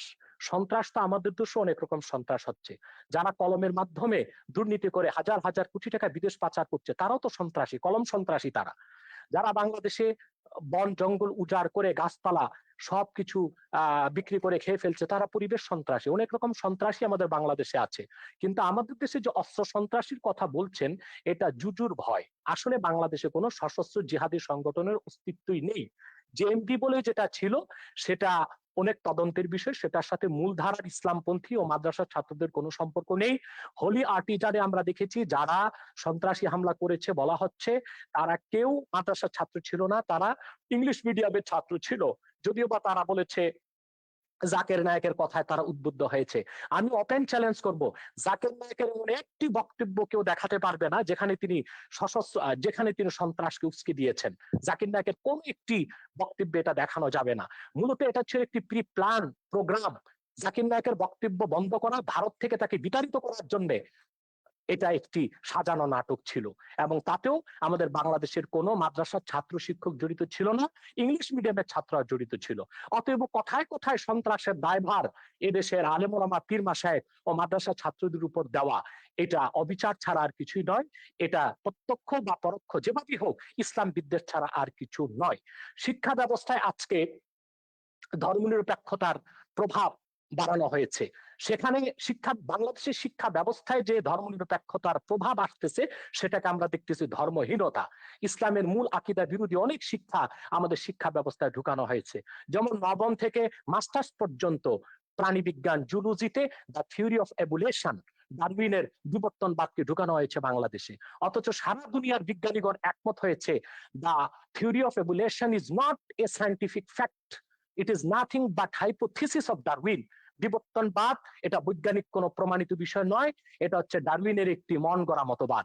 অথচ তা আমাদের শিক্ষা ব্যবস্থায় ঢুকানো হয়েছে। যারাই বিবর্তনবাদ করবে, পরকালে তারা অবিশ্বাসী হবে, ইসলাম থেকে তারা দূরে সরে যাবে। অত্যন্ত কৌশলে ধর্মনিরপেক্ষতা যে সংজ্ঞাতেই আমাদের দেশে বলা হোক, বঙ্গবন্ধু যে সংজ্ঞায় ধর্মনিরপেক্ষতার কথা বলেছিলেন, আজ ধর্মনিরপেক্ষতার ধ্বজাধারীরা বঙ্গবন্ধু সেই আদর্শে নেই। তারা ধর্মনিরপেক্ষতাকে ধর্মহীনতার দিকে নিয়ে যাচ্ছে। অতএব যদি প্রকৃত অর্থেই বঙ্গবন্ধুর ধর্মনিরপেক্ষতাকে সংবিধানে প্রতিষ্ঠিত করা হয়, সেটা ধর্মহীনতা নয়, বরং তার নাম পরিবর্তন করে এমন একটি নাম দেওয়া দরকার যেটার সাথে ধর্মনিরপেক্ষতার কোনো সম্পর্ক প্রমাণিত হবে না। ধন্যবাদ। ধর্মনিরপেক্ষতা বঙ্গবন্ধুর দেয়া নাম। সেকুলারিজম বাংলা তর্জমা তিনি ধর্মনিরপেক্ষতায় করেছেন। রাষ্ট্র ধর্মের ব্যাপারে নিরপেক্ষ থাকবে, সব নাগরিক সমান অধিকার মর্যাদা ভোগ করবে, এটাই হচ্ছে বঙ্গবন্ধু ধর্মনিরপেক্ষতার সার কথা। প্রত্যেক নাগরিক তার নিজের ধর্ম পালন করবে, ধর্ম পালনের স্বাধীনতা থাকবে, কিন্তু আপনি আপনার ধর্ম আরেকজনের উপর জোর করে চাপাতে পারবেন না, আরেকজনকে হত্যার প্ররোচনা দিতে পারবেন না। বাংলাদেশে কোন মুসলিম চিন্তাবিদ ইসলাম ধর্মকে অন্যের উপর চাপিয়ে দেবার চেষ্টা করেননি, এর কোন নজির আপনারা দেখাতে পারবেন না। আমি নিজে ওয়াজ করি, আপনি ওয়াজ শুনেছেন না আওয়াজ শুনেছেন আমি জানি না। কোরআন সুন্নাহ বিরোধী যেটা হয় সেটা ওয়াজ নয়, সেটা আওয়াজ। বাংলাদেশে অনেক নিম্নমানের বক্তব্য বের হয়ে গিয়েছে, যারা গলাবাজির মাধ্যমে ওয়াজ করতেছে, সেটাকে আমরা ওয়াজ বলি না, সেটাকে আমরা আওয়াজ বলি। তাদের বক্তব্য সাইদির ওয়াজকেও আপনি ওয়াজ বলবেন না? সাইদি সাহেব তো দীর্ঘদিন যাবত ময়দানে নেই, তার ওয়াজ কিন্তু ইউটিউবে আছে, তার বহু ওয়াজ ইউটিউবে আছে, আমার ছবিতেও আছে। বলুন তিনি একজন প্রকৃত ওয়াজকারী কিনা। তিনি বলেছেন যে অন্য ধর্মের মানুষকে হত্যা করতে, তিনি এটা বলেছেন কোন বক্তব্যে? আমি যদি দেখাতে পারি, আমি তার এক বক্তব্য শুনেছি, আমি নিজে দেখেছি। আমি আপনাকে বলি, এদের যে ওই যে মুফতি হান্নানের উপর যে ছবিটা বানিয়েছি, যে সাইদির একজন খুব ঘনিষ্ঠ অনুসারী ছিল, যখন সে জামাত করতো, সে প্রত্যেকের নাম ধরে বলেছে, শামসুর রহমান থেকে শুরু করে হুমায়ুন আজাদ থেকে শুরু করে তসলিমা। আমি বললাম দেখে লেখা পড়েছে, বলে না লেখা পড়েনি, কিন্তু আমাদের হুজুররা বলেছেন এরা ইসলাম বিরোধী, এরা মুরতাদ, এরা কাফের এবং এরা ওয়াজিবুল কাতাল, ওদেরকে যেখানে পাওয়া যাবে সেখানে হত্যা করতে হবে। এটা পড়ছে, তার জিহাদ শুরুতে আমি দেখেছি। ওয়াজেদ সাইদির বক্তব্য আছে, হান্নানের বক্তব্য আছে, মুফতি হান্নানের বক্তব্য আছে, আপনি দেখে নিন, ইউটিউবে পাবেন। আমার মনে হয় জালাল হোসেন সাইদী সাহেব এতটা পাতলা কথা বলার লোক নয়, যদিও বা আমি তার অনেক বক্তব্য শুনিনি। তবে আমি তার একটি বক্তব্যে দেখেছি, তিনি যখন বা ধর্ম মন্ত্রণালয়ের স্থায়ী কমিটির সদস্য ছিলেন, তিনি হিন্দুদের পূজা মণ্ডপও গিয়েছেন এবং তাদেরকে নিরাপত্তার ব্যবস্থা করেছেন, সেটাও তো প্রমাণ রয়েছে। তাতে এবং কিভাবে ৭১ বলবেন যে সালে তিনি হিন্দুদের কি করেছেন সেটা ট্রাইব্যুনালে প্রমাণ হয়েছে। ৭১ সালে তিনি হিন্দুদের উপর কি করে জোর করে কাকে মুসলমান বানিয়েছেন, কাকে পাকিস্তানিদের ধরিয়ে দিয়েছেন, ও সাক্ষীরা তো ট্রাইব্যুনালে এগুলো প্রমাণ করেছে। সেটা তো ট্রাইব্যুনালের বিষয়। কিন্তু দেলোয়ার হোসেন সাইদী সাহেব মানি ওয়াজ নয়, আর দেলোয়ার হোসেন সাইদী সাহেব মানি এদেশের আলেম ওলামা নয়। সেটা একটি বিচ্ছিন্ন বিষয়কে টেনে সকল আলেম ওলামা, পীর মাশায়েখ এবং ওয়াজ আমি নসিহতের উপর জানি যে সাইদির এভাবে চেয়ে দায় চাপিয়ে পপুলার দেওয়া উচিত ওয়াজকারী হবে আর না। কেউ নেই বাংলাদেশে। হ্যাঁ, বাংলাদেশে সেটা তার যতজন ওয়াজকারী আছে সবচেয়ে পপুলার, সবচেয়ে বেশি পপুলার হচ্ছে সাইদির, এবং আপনি বাসে টাসে সব জায়গায় সাইদির ওয়াজই শুনবেন। তো যাই হোক, তাতে আমার তো কথা আপনি হচ্ছে তাতে তো আপনি প্রমাণ আমার কথা করছেন হচ্ছে তিনি আব্বাসী সাহেব, জনপ্রিয়, তিনি এদেশের আব্বাসী মানুষের মন সাহেব, জয় করতে পেরেছিলেন। ঠিক আছে আব্বাসী সাহেব, আমার কথা হচ্ছে আপনি আগে বলেছেন আমরা ইসলাম বা কোনো ধর্মের বিরুদ্ধে নয়, আপনি শান্তিপূর্ণভাবে ওয়াজ করুন, ইসলামে আহ্বান করুন, কিন্তু সন্ত্রাস, হানাহানি, একে মারো, ওকে ধরো, ওকে জবাই করো, এগুলো এই হুমকি রাষ্ট্রকে ইসে করতে হবে, এটা করতে হবে, জেহাদ করতে হবে। এই জেহাদ মানে তো এই যে উগ্রতা, এবং এই উগ্রতার কারণে আপনি কিন্তু ওই যে ইরাকের কথা বলেছেন, আপনি কোথায় ছিলেন আমি জানি না, ইরাকে যখন রাত্রেবেলায় আমেরিকা আক্রমণ করলো, আমরা পরের দিন বিশাল মিছিল বার করেছিলাম ইরাকে আমেরিকার হামলার বিরুদ্ধে। এখন ইরাকে কি করেছে? ইরাকে তো একটা সেকুলার ইসে ছিল, ইরাক ছিল সাদ্দাম হোসেনের, এবং সেই সেকুলার কি ইসের পরে করতো কি হলো, সেজন্য ইরাকে মিছিল করেছেন। ইরাক, হ্যাঁ ইরাক তারপর তো একটা ইসলামিক রাষ্ট্রে পরিণত হলো, এখন তারা জিহাদ করছে। যাই হোক, আমরা আমেরিকার যত জায়গাতে জেহাদিদের, এই যে তালেবান, আল কায়দা, এটা আমার ছবিতেই আছে, আমেরিকা কি করে এদেরকে তৈরি করেছে, জেহাদকে, পলিটিক্যাল ইসলামকে কিভাবে আমেরিকা মদদ দিচ্ছে, এটা আমার ছবিতেই আছে। সোভিয়েত ইউনিয়নকে ধ্বংস করবার জন্য আমেরিকা পলিটিক্যাল ইসলামকে সবুজ বলয় তৈরি করেছে লাল বলয়ের পাশে। এইটা আজকে সর্বজন বিদিত সত্য। আমেরিকা এখন তৈরি করে, এখন তারা নিজেরা ফ্র্যাঙ্কেনস্টাইনের ভয় দেখছে, 9/11-এর মতো ঘটনা করছে। তো আমেরিকাদের বলেছে, জামাত ইসলামীকে তো এখনো তারা মডারেট ইসলামিক পার্টি মনে করে, এখনো জামাত প্রেম তাদের কাটেনি। পরশুদিন আমেরিকার স্টেট ডিপার্টমেন্টের সঙ্গে আমাদের একটা দীর্ঘ ওয়েবিনার হয়েছে। আমেরিকা বলুন, আমেরিকার শয়তানিও আমরা জানি, ধর্ম নিয়ে যারাই রাজনীতি করেছে তারাই সংখ্যালঘুদের উপর, মানুষের সমান অধিকার মর্যাদার উপর আঘাত করেছে। এগুলো আমাদের ভুলে যেতে হবে। আমাদের কথা হচ্ছে সমাজে সংখ্যাগরিষ্ঠ থাকবে, সংখ্যালঘিষ্ঠ থাকবে, আস্তিক থাকবে, নাস্তিক থাকবে। আমাদের কি করে আমরা শান্তিতে বাস করব, দেশটাকে এগিয়ে নিয়ে যাব। আপনি ধর্ম প্রচার করুন না, শান্তিপূর্ণভাবে ধর্ম প্রচার করার অধিকার তো সংবিধান আপনাকে দিয়েছে। বঙ্গবন্ধুর ওই যে ধর্মনিরপেক্ষতার যে ব্যাখ্যাটা দিয়েছেন, সেখানে বলেছে প্রত্যেক ধর্মের মানুষ শান্তিতে তাদের ধর্ম পালন করবে, প্রচার করবার সব রকম স্বাধীনতা দেওয়া হয়েছে। কেন একটা ধর্ম আপনাকে জোর করে অন্যের উপর চাপিয়ে দিতে হবে? আপনি দাওয়াত দিন শান্তিপূর্ণভাবে, আমাদের কোনো অসুবিধা নেই। কিন্তু শান্তিতে যখন ধর্ম প্রতিপালন করার কথা তো বহু আগে, 1400 বছর আগে আমাদের মহানবী সাল্লাল্লাহু আলাইহি ওয়াসাল্লামও বলে গেছেন। আমার কাছে বলেছেন, আমি সেটাই বলছি তো, আমি সেটাই বলছি। মহানবী কেন, প্রত্যেক মহাপুরুষরাই বলেছে, কোরআনেও আছে, আল্লাহ প্রত্যেক জাতির জন্য তাহলে নবী দেশে পাঠিয়েছে। অশান্তিটা আপনি কোথায় দেখেছেন? আমি যদি বলি ওয়ার্ল্ড যখন রাজনীতির সঙ্গে ধর্ম যোগ ওয়ার্ল্ড করবে তখন কনটেক্সটে অশান্তি আসবে। উগ্রবাদের কারণ ওই যে পক্ষে উনি যেটা বলেন, আব্বাসী বাংলাদেশ সাহেব যেটা অনেক বললেন, অনেক ভালো অবস্থাতে আছে।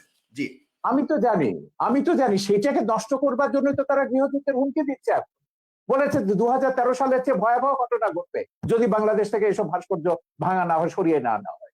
গৃহযুদ্ধের হুমকিটা কারা দিচ্ছে? কারা দেশটাকে পরাজয়ের প্রতিশোধ দিতে চাইছে 71-এ? তো আপনি 71-এর পরাজয়ের প্রতিশোধ এখন নেবেন বাংলাদেশকে বললে ওমরের আফগানিস্তান বানিয়ে, আর আমরা চুপচাপ বসে বসে দেখবো? সেজন্য আমরা সরকারকে বলেছি না, সময় এসেছে, কঠোর ব্যবস্থা নিতে হবে। এই দেশে ধর্মের নামে কোনো সন্ত্রাস অনুমোদন করা যাবে না, সেটা যে কোনো ধর্মের নামে। জি, জনাব আব্বাস সাহেব। জনাব সাগর সাহেব, উনি যে কথা বলেছেন যে আসলে ওনারা যে ধর্মনিরপেক্ষ এবং অসাম্প্রদায়িক রাষ্ট্র চান, পৃথিবীর পৃথিবীর কোন রাষ্ট্রে সেই কল্পিত ধর্মনিরপেক্ষ রাষ্ট্র বাস্তবে নেই, অসাম্প্রদায়িক রাষ্ট্র নেই। সকল এবং অসাম্প্রদায়িকতা আপনাদের খিলাফত পৃথিবীর এবং কোথাও নেই, আছে, খেলাফত কোথাও আমি নেই। দেখাচ্ছি, আমি দেখাচ্ছি, আমি দেখাচ্ছি, খোলাফায়ে আমি রাশিদিনে দেখাচ্ছি, প্রমাণ হয়ে আমি গেছে যে দেখাচ্ছি, 3 জন আমি খলিফাকে আপনারা দেখাচ্ছি। হত্যা করেছে।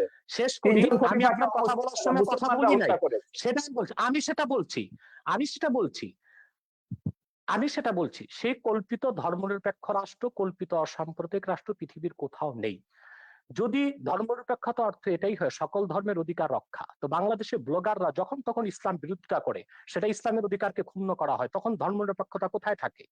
ব্লগাররা বাক স্বাধীনতার নামে আল্লাহ রসুল মোহাম্মদ সাল্লাল্লাহু আলাইহি সাল্লামের আরশচুম্বী মর্যাদার বিরুদ্ধে বক্তব্য দেয়, তখন ধর্মনিরপেক্ষতার কনসেপ্ট কোথায় থাকে? অতএব ধর্মনিরপেক্ষতা যারা বাংলাদেশে করতে চায় তাদের উদ্দেশ্য হচ্ছে ইসলামকে ঠেকানো, এছাড়া আর কিছুই নয়। দ্বিতীয়, তিনি খেলাফত রাষ্ট্রের কথা বলেছেন। খেলাফতের কথা, খেলাফত হচ্ছে কি? খেলাফত হচ্ছে তানফিজু আহকামিল্লাহি আযজা ওয়া জাল্লা, ভূপৃষ্ঠে আল্লাহর বিধানকে প্রতিষ্ঠিত করা। আমি বলবো, যদিও আরবে রাজতন্ত্র প্রচলিত আছে, কিন্তু তা সম্পূর্ণ খেলাফত ভিত্তিক চলছে দেশ। সেখানে বেনামাজিকে 25 বেত্রাঘাত করা হচ্ছে, সেখানে যারা চুরি করছে তাদের হস্তকর্তন হচ্ছে, যারা জেনা করছে তাদেরকে সাঙ্গে সার করছে। এটা খেলাফত। যদিও নামে তা মুলুকিয়াত বা রাজতন্ত্র, যদিও সেটা রাজতন্ত্র, কিন্তু সেখানে খেলাফত আছে এবং খেলাফতের সব সুযোগ সুবিধা আরবের লোকজন গ্রহণ করছে। এবং আমরা দেখতে পাচ্ছি, সেখানে আমরা দেখতে পাচ্ছি দাম্মামে, জেদ্দাতে প্রচুর মুসলিম খ্রিস্টান আছে, তাদেরকে আলাদা জায়গায় তাদের ধর্মকর্ম পালনের ব্যবস্থা দেওয়া হয়েছে। একটি খেলাফত রাষ্ট্রের সমস্ত সুযোগ সুবিধা প্রতিষ্ঠিত আছে আমরা দেখতে পাচ্ছি আরবে। অতএব দ্বিতীয় আরেকটি বিষয়, খেলাফতের অনেকগুলো ধারা আছে। পীর মুরিদির মাধ্যমে ইসলামের যে দাওয়াত পৃথিবীতে ছড়ানো হচ্ছে, সেটাও খেলাফতের একটা অংশ। এবং খেলাফতের আরেকটা অংশ হচ্ছে দিনের উপর অটল অবিচল থাকা। অধিকাংশ মুসলমান দিনের উপর অটল অবিচল থেকে জীবনযাপন করছে।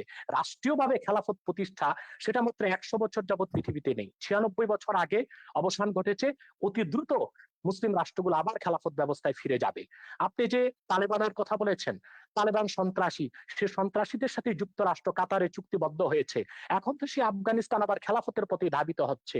পৃথিবীর সুপার পাওয়ার আমেরিকা, অন্যান্য খ্রিস্টান রাষ্ট্রগুলো তা তো থামাতে পারলো না। ব্যর্থতা কি পুঁজিবাদের নয়? পৃথিবীব্যাপী সন্ত্রাসকে উস্কে দিচ্ছে পুঁজিবাদ, আর সেটার একমাত্র উদ্দেশ্য হচ্ছে ইসলামের রাজনৈতিক উত্থানকে ঠেকানো ছাড়া আর কিছু নয়। আর আমি অনুরোধ করব বাংলাদেশের বুদ্ধিজীবী সমাজকে, ইসলামকে বিভিন্ন নামে আপনারা অভিহিত করবেন না। রেডিক্যাল ইসলাম, মডারেট ইসলাম, এই নামগুলো ইসলামের ক্ষেত্রে আপনি প্রযোজ্য তো নয়। বলছেন ইসলাম মওদুদির একটি। আকীদাকে আপনারা ইসলাম বিরোধী মনে করেন, মওদুদির সেজন্য অনুসারীদেরকে সেটাকে আপনি ইসলাম বলবেন মুসলমান। কেন? সেটাকে ইসলাম বলবেন কেন? ইসলাম তো সেটাই ওইটাই তো যেটা আমি আল্লাহ বলছি। দিয়েছেন, আপনি সেটা তো সেটাই। মওদুদিকে আপনি নাম আপনি দিবেন কেন? আপনি সেটাকে নাম দেওয়া জামাতকে যাবে না। মুসলমান বলবেন না, ইসলাম আপনি ইসলাম জামাতকে ইসলামের মুসলমান বলবেন না, জামাতও আপনাকে মুসলমান মনে করে না। এই বিরোধটার মীমাংসা রাষ্ট্র কেন নেবে? আপনাদের এই না বিরোধের না মীমাংসায় আমি কেন যাব? না না, আমি এটা রাষ্ট্র বলছি এখানে না যেতে তাদেরকে পারে না। মুসলমান মনে করি না, এটা বলা হচ্ছে না, কিন্তু তারা যে ইসলামের ব্যাখ্যা দিবে সেটাই ইসলাম, এটা আমি স্বীকার করব না। না না, এটা ইসলাম তো হাফেজি সেটাই হুজুর যেটা থেকে শুরু আল্লাহ করে, দিয়েছেন। এই ইসলাম হাফেজি তো হুজুর সেটাই থেকে যেটা শুরু আল্লাহ করে দিয়েছেন। 72টা ওলামায়ে কেরাম তারা বলেছেন মওদুদির অনুসারীদের পেছনে নামাজ পড়া হারাম। এগুলো ফতোয়া আমরা দেখেছি, মওদুদির বিরুদ্ধে ফতোয়া দেখেছি, মওদুদির পক্ষেও দেখেছি। এই বিতর্কে রাষ্ট্রকে জড়াবেন না, এটা আলেমরা নিজেরা নিজেদের মধ্যে ফয়সালা করুন। জি, আমরা এই বিতর্কটা রাষ্ট্রের মধ্যে আনতে চাই। আমরা অনুষ্ঠানের প্রায় শেষ প্রান্তে চলে এসেছি। শুধুমাত্র শেষ করতে হবে, আমার যেতে হবে সকল ভাই। 1 সেকেন্ডে 1 শুধুমাত্র ঘন্টা প্রোগ্রাম আপনার। মন্তব্য করবেন জনাব এনায়েতুল্লাহ আব্বাসী, যে ভাস্কর্য বিতর্কে অনেকটাই আপনারা পিছিয়েছেন। অনেকে মনে করছেন আপনাদের হয়তো কিছুটা প্রাপ্তি যোগ হয়েছে। সেক্ষেত্রে এই পিছিয়ে আসাটাকে ধর্ম অনুভূতির মলাটে শুধুই প্রাপ্তি আর স্বার্থের রাজনীতি কিনা? চমৎকার প্রশ্ন করেছেন। আপনার উত্তরটি আমি দিচ্ছি। প্রথমে বলছি যে আমরা আহ, ইসলামের ব্যাখ্যা কোনো ব্যক্তি থেকে নিব না। আমরা ইসলামের ব্যাখ্যা নিব কোরআন থেকে, হাদিস থেকে এবং ইমায়ে মুজতাহিদিন থেকে, সালফে সালিহিন থেকে।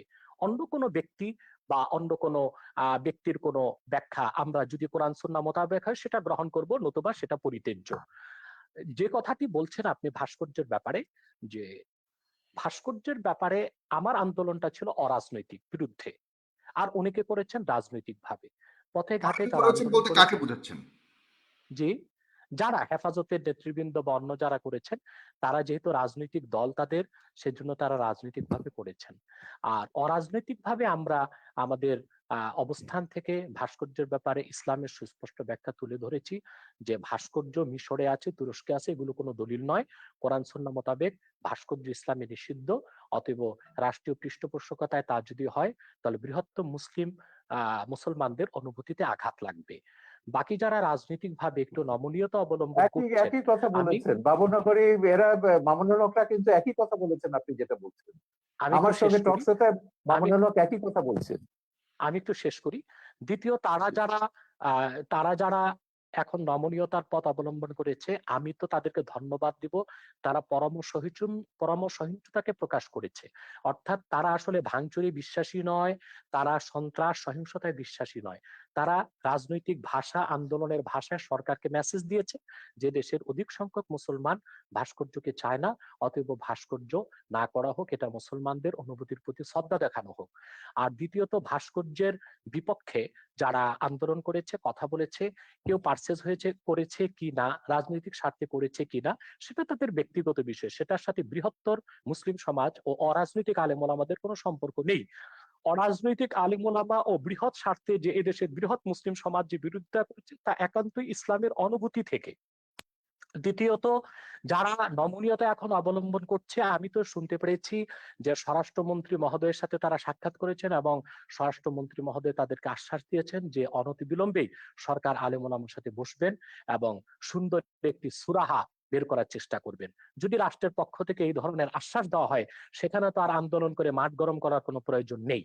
অতএব ওলামায়ে কেরাম যারা এখন শীতলতা অবলম্বন করেছেন, আমি মনে করি তারা প্রজ্ঞার পরিচয় দিয়েছেন। জি, অনেক ধন্যবাদ জনাব শাহরিয়ার কবির। আপনি অনেক ব্যস্ততার মধ্যেও আমাকে সময় দিয়েছেন, ফেস দ্য পিপলকে সময় দিয়েছেন। আপনাকে আবারও নেক্সট টাইম অন্য একটা অনুষ্ঠানে আপনাকে আশা করছি। এই বিতর্কের অবসান আমরা সবাই চাই, আপনি যেমনটা চান আমরাও চাই। এই দেশ শান্তির দেশ, এই দেশের ৩০ লক্ষ শহীদের রক্তের বিনিময়ে অর্জিত এই দেশে আমরা কোনোভাবে কোনো বিভেদ, কোনো আমাদের মতামতের মধ্যে, আমাদের জীবন ধারা পরিচালনার মধ্যে, জীবন ব্যবস্থার মধ্যে কোনো ধরনের বিভক্তি থাকুক, এটা আমরা কখনোই চাই না। আমরা সবাই সমানভাবেই চলতে চাই। তবে কিছু কিছু কনফ্লিক্ট যেগুলি আমাদের মনের মধ্যে আছে, সেগুলি এই ধরনের আলোচনার মাধ্যমে অনেকটাই পরিষ্কার হয়ে যাবে আমি মনে করি। এবং আশা করি আমরা সামনের বঙ্গবন্ধুর, জিয়াউর রহমানের এবং অন্যান্য যারা বড় বড় ব্যক্তিত্বরা যে এই দেশকে স্বাধীন করার জন্য জীবনকে উৎসর্গ করেছেন, তাদের যে চাওয়া ছিল সেটা পরিপূর্ণভাবে সফলতা অর্জন করবে, আমি বিশ্বাস করি।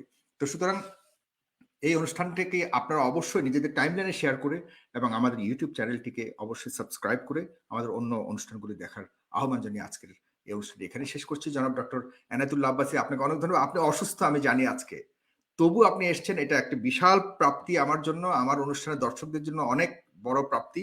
আপনি অসুস্থতা নিয়েও জনাব শাহরিয়ার কবিরের সাথে বসবেন বলে আপনি এসছেন। এতে হাজারো লাখো লাখো আজকের মানুষ যারা দেখেছে, তারা অনেক আপনার প্রতি অনেক কৃতজ্ঞতা। আমার পক্ষ থেকে, তাদের পক্ষ থেকে আমি জানাচ্ছি আপনার প্রতি কৃতজ্ঞতা। ধন্যবাদ, ভালো থাকবেন।